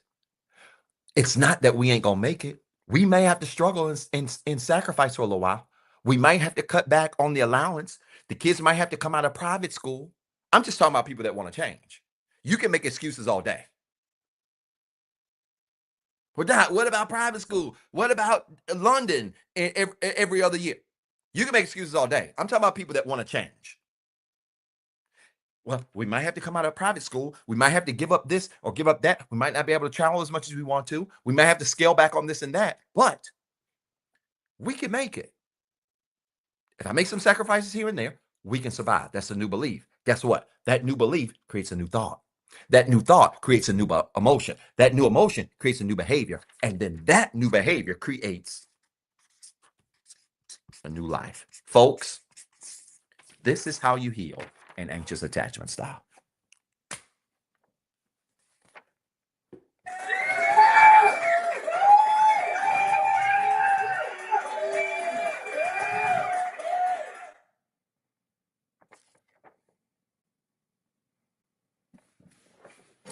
Y'all supporting the show? And that's y'all not even supporting the show. This is crazy. I don't know how much more plain to make this. Your attachment style just got fixed in 15 minutes. Now, this is what you got to do. Hey, let's be logical. You ain't going to do this once and it just worked and magically you're not anxious. Y'all know the words. Let me go ahead and put it. Let's put these words in the lower left-hand corner. Your favorites. Write them down. Discipline. This is a thick marker, so I hope y'all can make these words out. Ooh. Discipline, commitment. Lord, let me spell this right so y'all don't clown me. Consistency. If you have the book, I talk about this. Repetition. Rinse, wash, repeat. Discipline, consistency, discipline, commitment, consistency, repetition. It's going to take this. You got to do this over and over and over and over and over again until it becomes a habit. The research says 18 to approximately 48, 49 days it takes to build a habit, which means if you can't go to the gym one day and do 50 sit-ups and not see a six-pack, you ain't going to do this once and heal your anxious attachment style.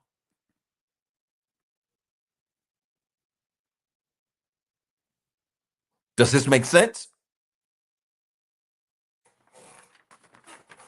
There's the anxious hat. Let's talk avoidance. Oh my God. Let's talk avoidance.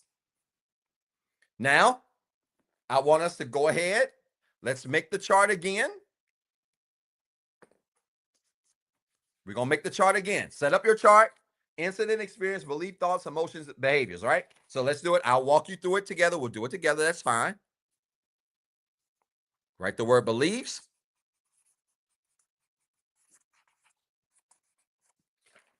Draw an arrow. Okay? Write the word thoughts.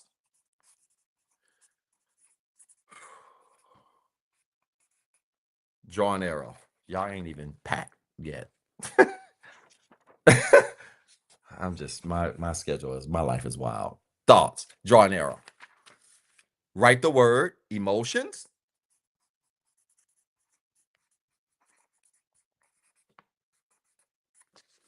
Draw an arrow. Write the word behavior. Oh, I thought I had behaviors. I'm glad I didn't.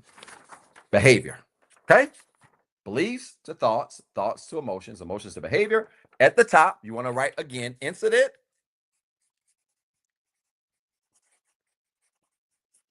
/ experience. We got to do this 2 more times, y'all. We got to do one for avoidant, and we got to do one for secure. And I want you, if you got a different color pen, that's fine, to write in the upper left-hand corner the word avoidant.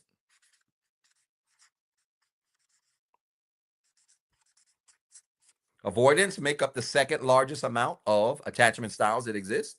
Secure is the least amount. Should write the word avoidant. Let's talk about what happens with avoidance. With avoidance, when an incident occurs,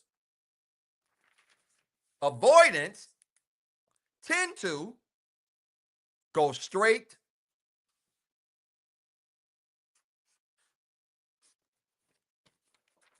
to behavior. Gosh, man. I can't wait to put this in a book. This is crazy. This is crazy. With an avoidant, I'm about to trigger some of your avoidance. When an incident occurs, y'all go right to behavior. That's why you runners and track stars. You gonna run away when things get hard. You get offended, you get left, somebody offends you, you don't even deal with your emotions. You go right to the action. And that's why you're deemed to be hotheads and people that don't think things through. That's why you're deemed to be, that's why you're the ghosting kings and queens. Nobody ghosts you better like an avoidant.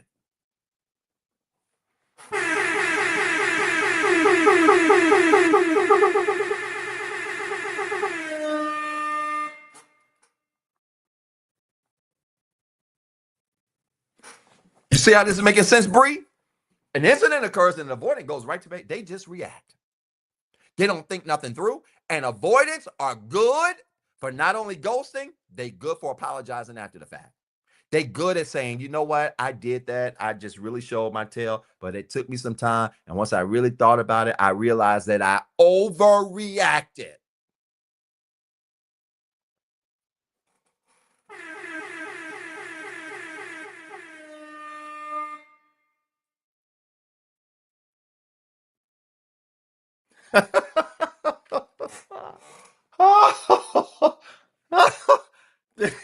this is crazy. Are y'all looking at this? This is what an avoidant does. An incident occurs, and what the avoidant does, they don't even allow themselves to feel their emotions. This is why avoidants are considered to be cold. Let me help y'all. This is why avoidants are considered to be cold, because an incident occurs and they don't actually feel what they feel. They don't feel the anger. They don't feel the hurt. They don't feel the betrayal. By the way, when you're offended, it is natural for you to feel those things. But the avoidant doesn't take the time to feel it. The avoidant wants to respond. And that response and that immediate response becomes a defense mechanism that allows them to not have to deal with their emotions. So they skip over emotions, they go to behavior. Anxious go to emotions, but the problem is they allow their emotions to drive the wrong behaviors. Avoidance go right to behavior. They don't want to feel nothing. They would rather ignore how they feel and just deal with it another time or no time at all.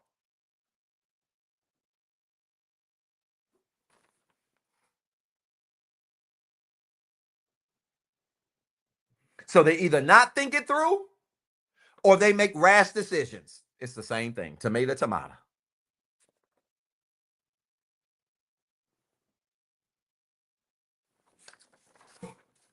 Watch this, y'all. So how do we fix it?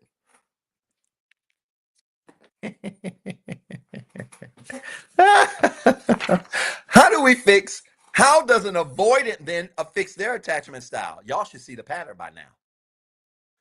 If an avoidant typically goes to behavior when an incident occurs, that avoidant, when an incident occurs, has to train themselves that before they do a behavior, they got to go where? To their emotions.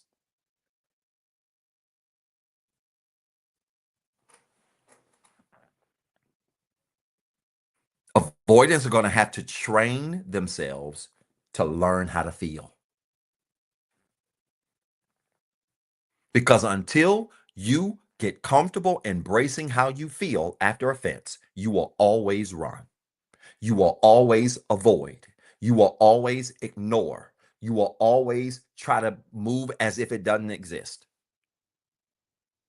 Avoidance to fix it, you cannot run to behavior. An avoidant has to train themselves that before they want to run and take off, to go in a corner and ask themselves, how does this make me feel? And if an avoidant has the courage to say to themselves, how does this make me feel? And be honest about it, guess what they can then do? Well, this made me feel betrayed. This made me feel like I'm not good enough. This made me feel like I'm not worthy. This made me feel like I wasn't respected. Great. What then are those thoughts that are grounding those ideas, Mr. or Ms. Avoidant? When you've identified the emotions, you then got to go back to the thoughts that ground them.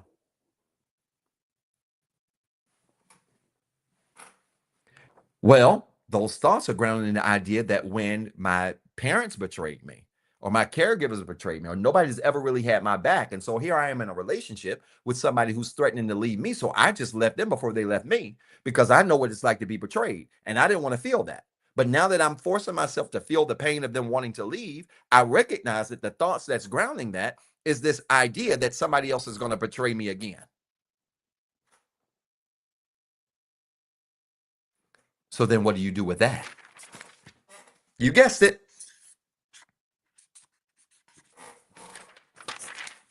You change the belief. It's not that somebody's doing this to me again. I've had to live my life where people have not showed up for me right. From childhood or whatever, I'm just making this up as an example, y'all. From childhood or whatever up until now, people have not shown up for me the way I have for them. And that's not an indictment on me. That is an indictment on the people that have been in my life. And I've got to really begin to understand that when people don't show up for me or they want to leave, it has nothing to do with me. And it has everything to do with the choices they make. That's the new belief. When you create the new belief, you create the new emotion, thought. When you create the new thought, you create the new emotion. When you create the new emotion, you create the new behavior. When you do that, you correct your avoided attachment style.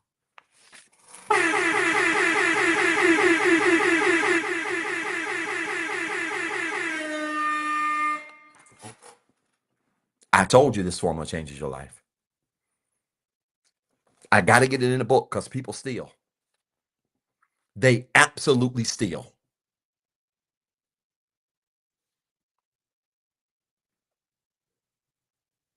Does this make sense or no? Y'all not supporting the show yet? Wait till I talk about the secure.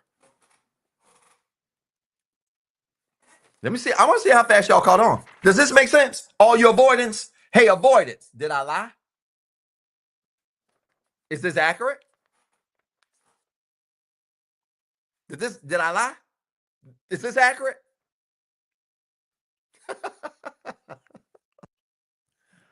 I told you.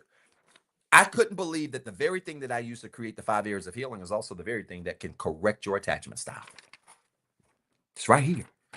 And guess what? Go ahead and write it in the corner. Because you're not going to do one sit up and see a six pack. You ain't going to do one push up and see an eight pack. Put it in the right hand corner this time. For avoidant, put it in the right hand corner. What are our 4 words? Discipline,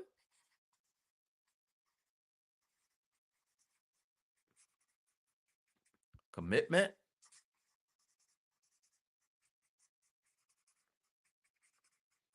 consistency,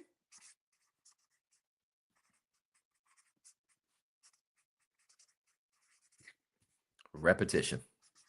Rinse, wash, repeat.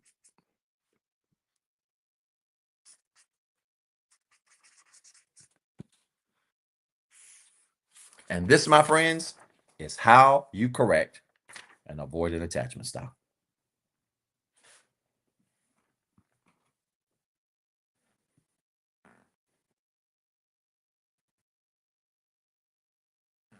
Some of you, I like that comment. Somebody on Facebook really good said, I'm not avoidant, but my husband is, and you really nailed it. Now I know what to do. Some of you aren't avoidant. Some of you are anxious, but you have an avoidant partner. That's how you deal with them. That's how you can even teach them how to deal with themselves. When they want to take off and run, grab them and say, listen, baby, I ain't going to chase you. I'm anxious, but I'm not going to chase you because I'm trying to break my own attachment style. Hello? I'm anxious, so I'm not going to chase you. But listen, I don't want us to break up either. Your normal mechanism is to run. I need you to learn how to just pause. I don't care if you got to step out the house for an hour and go somewhere to just gather your thoughts. Do that so that you can understand how you feel right now. And this is how you can teach your partner who's avoidant how to stop running and start feeling. Here it is.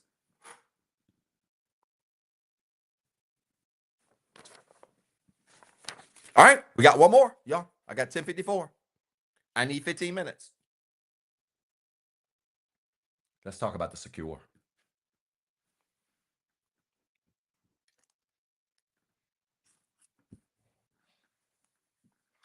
Y'all set up the chart again. Yes, you can have both attachment styles. There's a such thing as anxious avoidant, right? We talked about that in the beginning. Remember, I'm only doing the big 3, right? I'm doing the primary 3, anxious, avoidant, secure, but there are derivations of each: anxious avoidant, dismissive avoidant, et cetera, right? So yes, you can have a combination of both, right? But I'm dealing with the main ones because if you start here, it actually will help you with the derivations of them as well. Okay? Y'all with me? Let me get something to drink because I've been talking a lot. Y'all supporting the show? If you're not supporting tonight, I don't know. This might be the live of the year. And we said that last week. And then we said it the week before last. It gets gooder and gooder.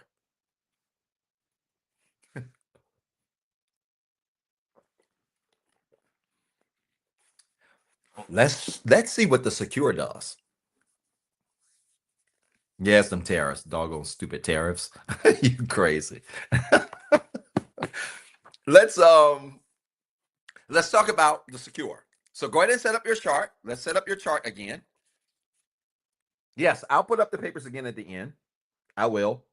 You got support so I can leave them up. This is coming in the book. And I hate it because what I think I'm going to end up doing is I'm going to end up including this in the next book. So the next book that I've got coming out, Breaking News, is 90% done. Doc, I ain't even got the 5 areas yet. Yeah, I know. Here's a general rule of thumb. If you're going to write books and you like writing, when you release one, have the next one already ready. And what I think I'm going to do is insert this diagram and create a chapter because it fits perfectly with what the book talks about, letting go. Ooh, ooh, letting go. Mm-hmm. That's a banger too. That's a banger. All right. So let's talk about it. Go ahead and set up your chart. Y'all should know how to do it by now. Let me give you 2 minutes to do it. Right? Incident/experience at the top. Incident slash experience. Y'all set it up. Y'all set it up. Yeah, a lot of people struggle with letting go. And if you anxious, you automatically have a problem with letting go. If you avoid it, you let go the wrong way. You think running away is letting go. It ain't.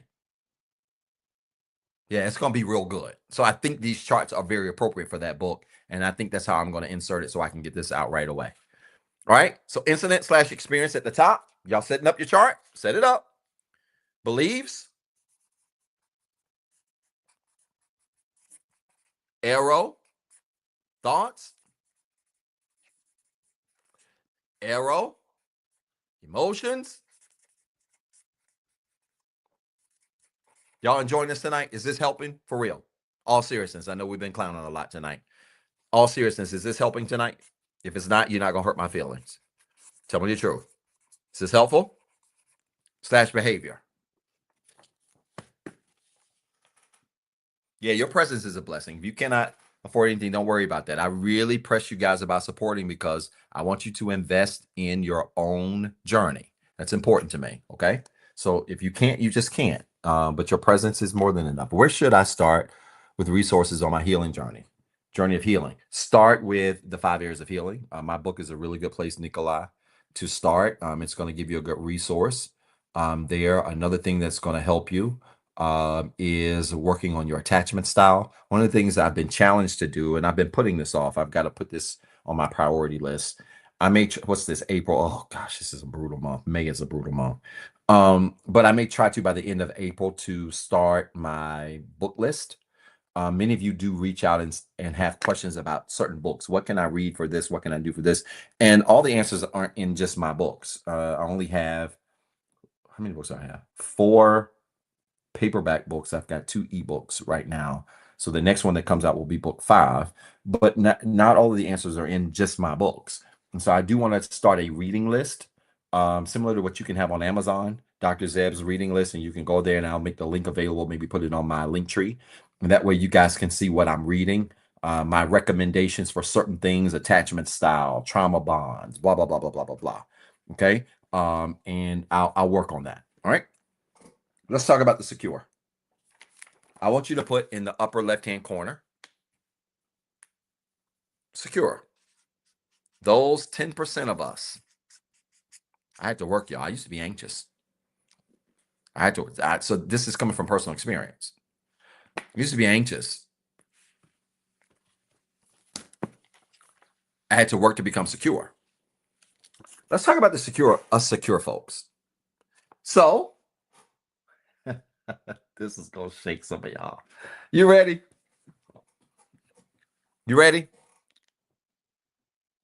May 2nd is my birthday. I'm celebrating myself. How far I came to notice I want to know myself inside. Happy birthday to Riri. It's got a birthday coming up May the 2nd. Awesome. Good for you.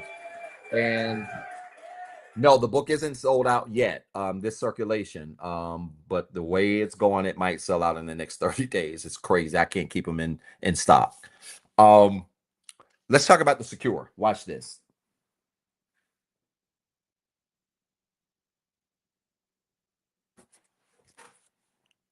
The secure, when an incident occurs, oh, wrong pen. I gotta stay consistent with these diagrams.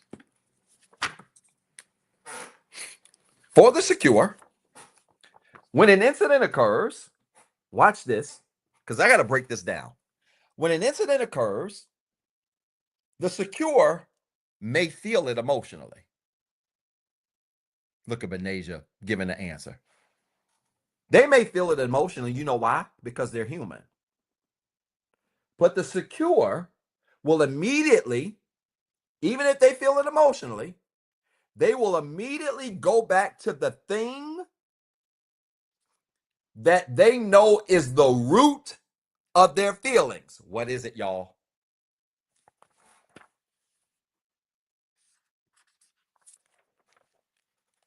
Their thoughts.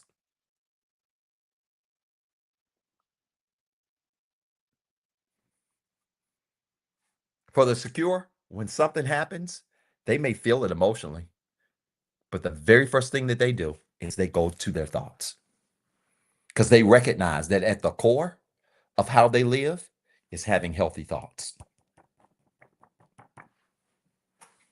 Now, watch this. I'm getting ready to take up for all of us secure folks. You want to know what are the worst things you can do to a secure person? And I'm speaking from experience because I had people try to do it to me. You ready?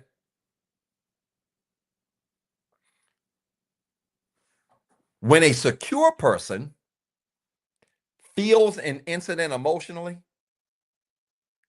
a broken person will accuse them of not being secure because they feel it. One of the worst things you can do to a secure person is treat them like a robot.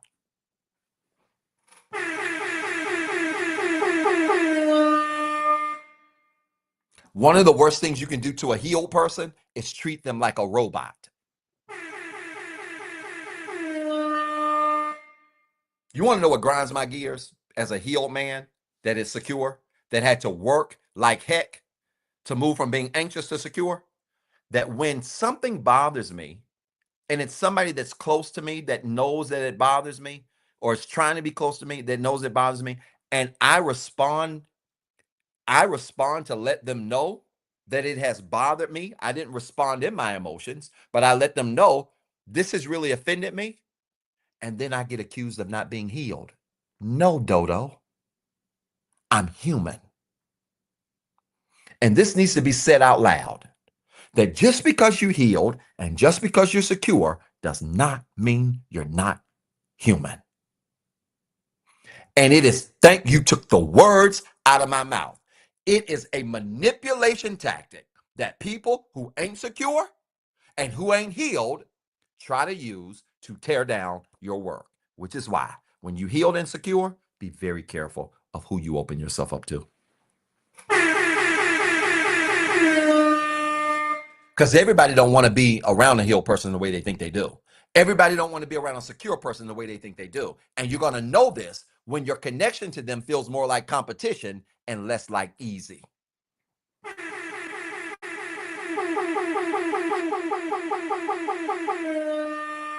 If your connection to them feels more like competition and less like easy, you're dealing with somebody that's got a problem with your security.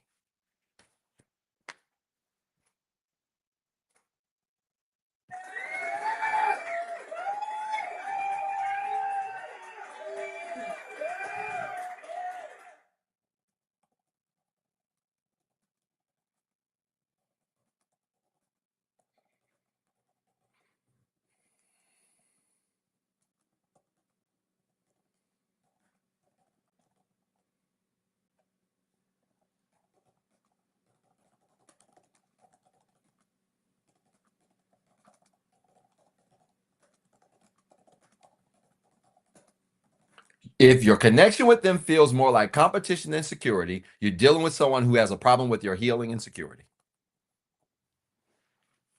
And you want to talk about something that grinds my gears? When you connect with somebody and they know you healed, they knew you were healed when things were great. Something goes bad, and all of a sudden, because you tell them you're offended, wait a minute, I thought you were healed. What? Dodo? What? Oh my God. What? Yeah, I'm gonna stay right here for a second. Because somebody got to speak up for us secure people. There's nothing more disrespectful than to treat a secure, healed person like a robot, as if they don't have a right to feel their emotions. The difference between y'all and them is that they can feel it, but they don't go forward. They go backward immediately. They don't even stay here long. They might tell you they're offended, but they automatically go to their thoughts and they change their thoughts so that they can go right back and fix those emotions immediately. Healed, secure people are not robots. They're humans, just like you. And this is for all of y'all that have been guilt shamed, felt like you were in competition with people, your family members, friends, mates, husbands, wives, because you've done this work to become secure. You've done this work to be healed, but you absolutely feel like you're in competition with everybody around you because you can't even be human. Ain't nothing wrong with you. It's called manipulation. It might be called insecurity and jealousy. This right here is a real thing for secure people. So it ain't nothing to fix. If you secure, let's just draw a little abbreviation with the pink. If you're secure, then what should the secure be working on? Well, it's not going to be much different than what you see here. I'm just going to just do one thing. What the secure should be working on is simple. The secure shouldn't be afraid to consider their emotions, but should continue to immediately go over to their thoughts. The secure should not be afraid of their emotions, right? But they should continue to immediately go to their thoughts. Because most people secure people don't even have to go back to their beliefs. I don't remember the last time I've had to change my beliefs. I had to change my thoughts. But I don't, as a secure man, as a healed man, I don't remember the last time I've had to change my beliefs. Because if an emotion comes that I don't really like, typically my thoughts can fix it. That's called reframing. And when you're secure, you spend enough time with your beliefs that it's rare that you have to go back here. Typically, it stops here. Let me draw a circle around that. It typically stops right here. Give you an example. They don't want to be with you. They don't want to be in your life. As a human, if you love that person, you're going to feel that. They don't want to be in your life. As a human, you love that person, you're going to feel it. Okay? So that's human. However, when you're secure, you're going to immediately jump into this thought. Well, what is the thought that's driving the pain that I'm feeling right now? It's not going to be that I don't think I'm worthy. Those are beliefs. It's not going to think that you're not good enough. Those are beliefs. Secure folks have worked that out. It's going to be thoughts like, well, wow, I really wanted to be with them. Or it's going to be thoughts like, I thought this would never end. Or it's going to be thoughts like, maybe they can't handle being in a relationship with me. Maybe they're not my person. These are all thoughts. But it doesn't go back to beliefs of unworthiness or you're not good enough. So you can stop it here. Well, it's not that.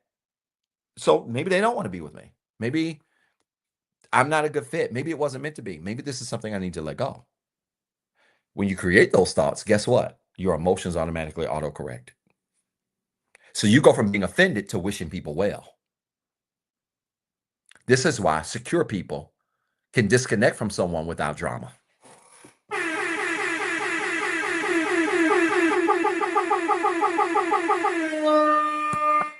This is why secure people can be disconnected from and not host bad feelings. Some of y'all get dissed and you block people. Some of y'all like people and they don't respond the way you want to, and you literally unfriend them and block them and do crazy stuff. And you're just as anxious as you can be. Secure person ain't got to do all of that.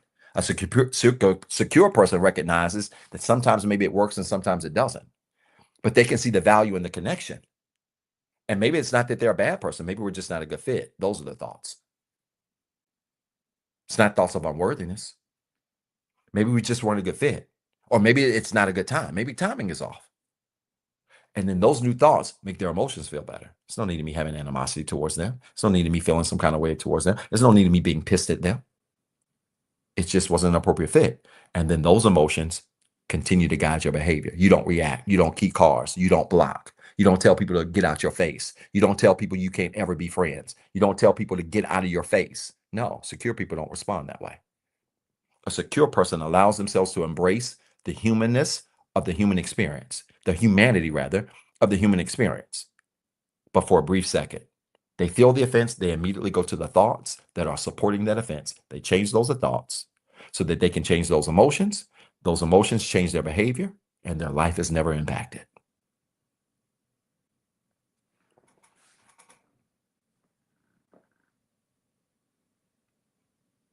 Which is why one of the signs that I knew I was a healed man and a secure man is that when something didn't work out for me, I could wish it well, even if it didn't work out for me. I'm going to say this slow. When something didn't work out for me, I could wish it well, even if it didn't work out for my benefit.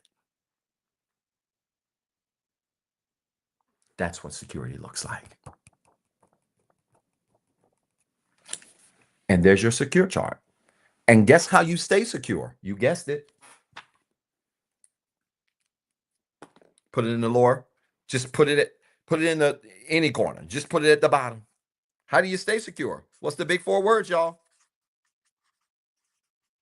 Discipline, commitment,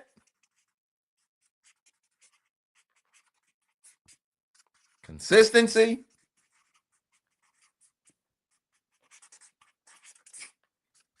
repetition. Rinse, wash, repeat.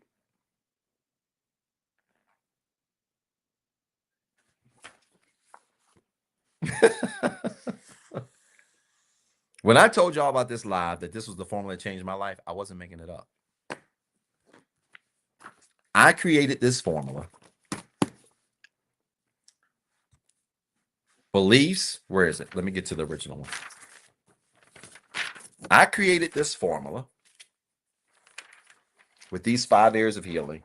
Beliefs create thoughts, thoughts create emotions, emotions create behaviors.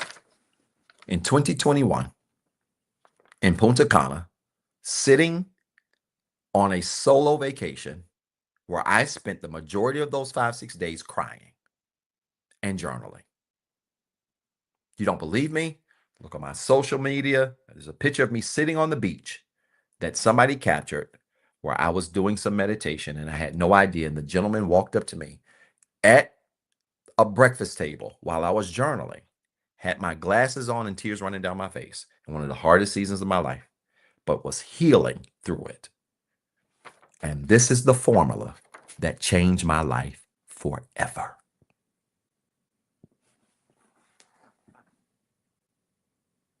And now just think, from one person at a table to literally millions of people through shares, millions of people. If you apply this formula right here, you never have to be insecure. You never have to be anxious. You never have to be avoidant. You never have to deal with trauma. You never have to deal with anxiety. You don't have to deal with it. There it is. Was this helpful?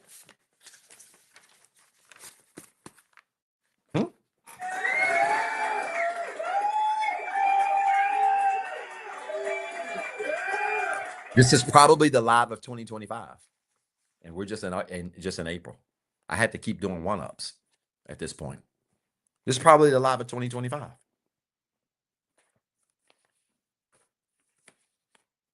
I would highly advise you all to support this show. I want to leave this up. But this will be in book number 5. That is about letting go. And part of the letting go experience is healing your attachment style. It is healing your thoughts and your beliefs, managing your emotions and behavior. So I'm going to insert this into that book because it's probably the easiest way to do it. The book's already 93% done. Okay? Breakup doesn't matter. This right here, fix a breakup. Doesn't matter. The breakup is the incident. What was your response to the breakup? Well, my response, Doc, has been my thoughts. I can't get my thoughts under control. My thoughts have been all over the place. I've been just thinking about the loss all the time and sobbing and crying. Great. So what are the beliefs that are driving these ruminating thoughts? And you got to be honest there. It's probably something like, I thought it would never end, or nobody else will ever want me, or I don't know if I can bounce back from this, or whatever. You got to change those beliefs. And when you do, you'll change your thoughts. When you change your thoughts, you'll change your emotions about the breakup. When you change your emotions about the breakup, you'll change your behavior towards it. When you change that, you'll change your life. That's simple. Does this make sense? I can't make it more plain than this. And my goal for y'all, yeah, that's honest, right? I can admit it's depression, it's anxiety. Those are emotions, right? So what's grounding this depression? And this is, listen, I'm going to be honest with you all. I'm going to wrap this up. But let me say this while I've got your attention. I got to be honest with you all. When you go through something like a breakup, because I've been there, I know what it's like to get my feelings hurt. I know what it's like to be heartbroken. I think people are crazy. I mean, I think I have a lot to give, but I know what it's like to have my heart broken. But listen to me. When you have your heart broken or you experience anxiety, and you should feel the same way, by the way, about yourself. Don't y'all be sensitive about that comment. I love me. I hope y'all like y'all too. But listen to me. When you experience heartbreak, it is natural to feel those emotions of heartbreak or anxiety or questioning your worth or your value. That's fine. But you got to be honest about that and go back. What are the thoughts that are driving those emotions? And when we make the moves back, right? An incident occurs and you have these bad emotions. And so we got to fix the emotions by going back to the thought. Every time you go back, you got to be honest about that. Y'all, it's hard to say you're going through a breakup and you feel heartbreak about it. And to be honest and say that that heartbreak is really grounded in your own self esteem. Oh my God. Thank you, Cassandra, for your support. See, this chart is also going to force you. It only works. Let me add this to this. This only works, and this is a great place to put it. Look at that. I just added something to this chart with y'all in real time. Guess what, y'all? This chart only works with self-awareness.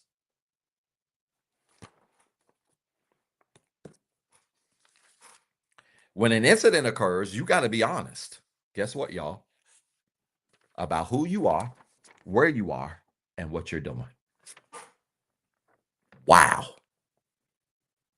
Because when you are, and you're thinking about those negative thoughts that you have about that breakup, you're going to probably land at stuff like, well, the reason why I really have this heartbreak is because I feel like I'm getting old and I can't get nobody. Or I have kids, like somebody said earlier. I've got 3 kids, nobody's going to talk to me. Or I'm getting older and nobody's going to be with me. Or maybe I can't find anybody else. Or maybe this is the best option that I'll ever have. When you operate self-awareness, you're going to get those honest answers. And guess what, y'all? It's going to sting like pouring alcohol on a wound. But here's the thing. If you do that, you can really get to the core of the belief and be honest about it. And that's what allows you to really change the core belief that in turn changes your thoughts, that in turn changes your emotions, that in turn changes your behavior, that in turn changes your life.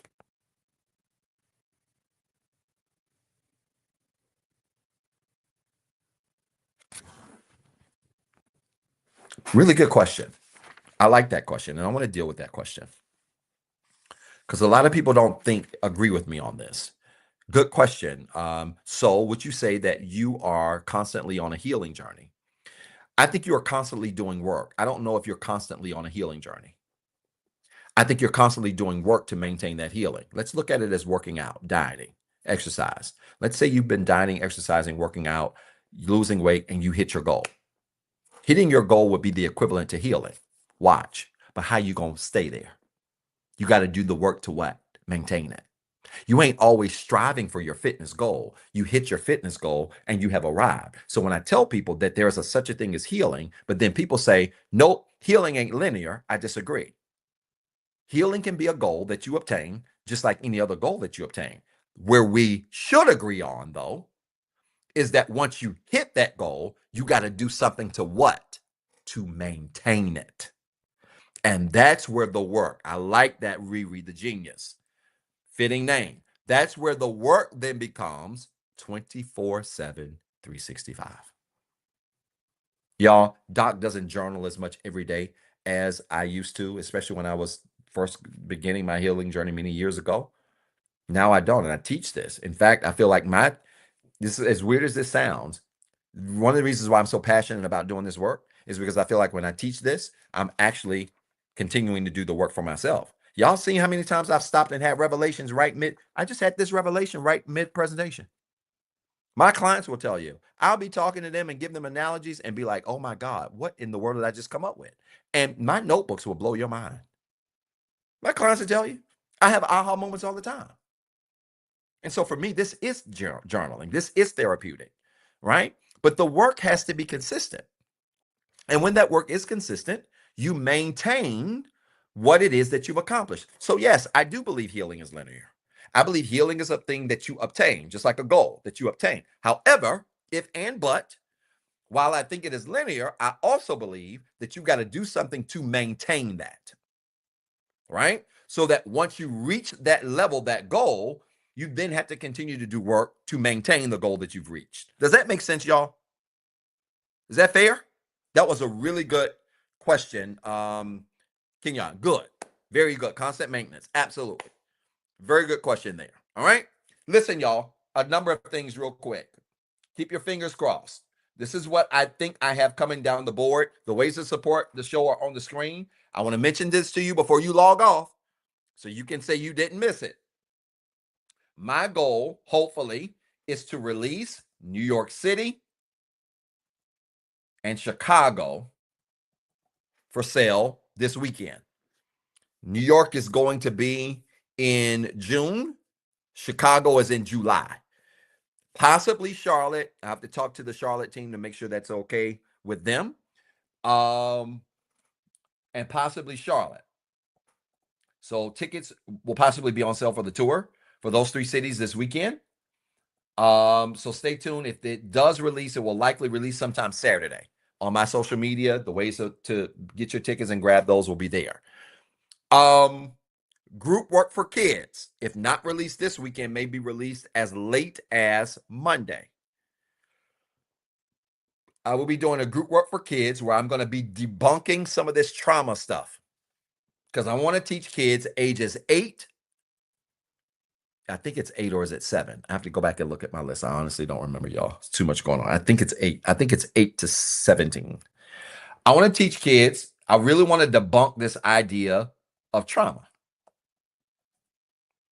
and anxiety. Okay.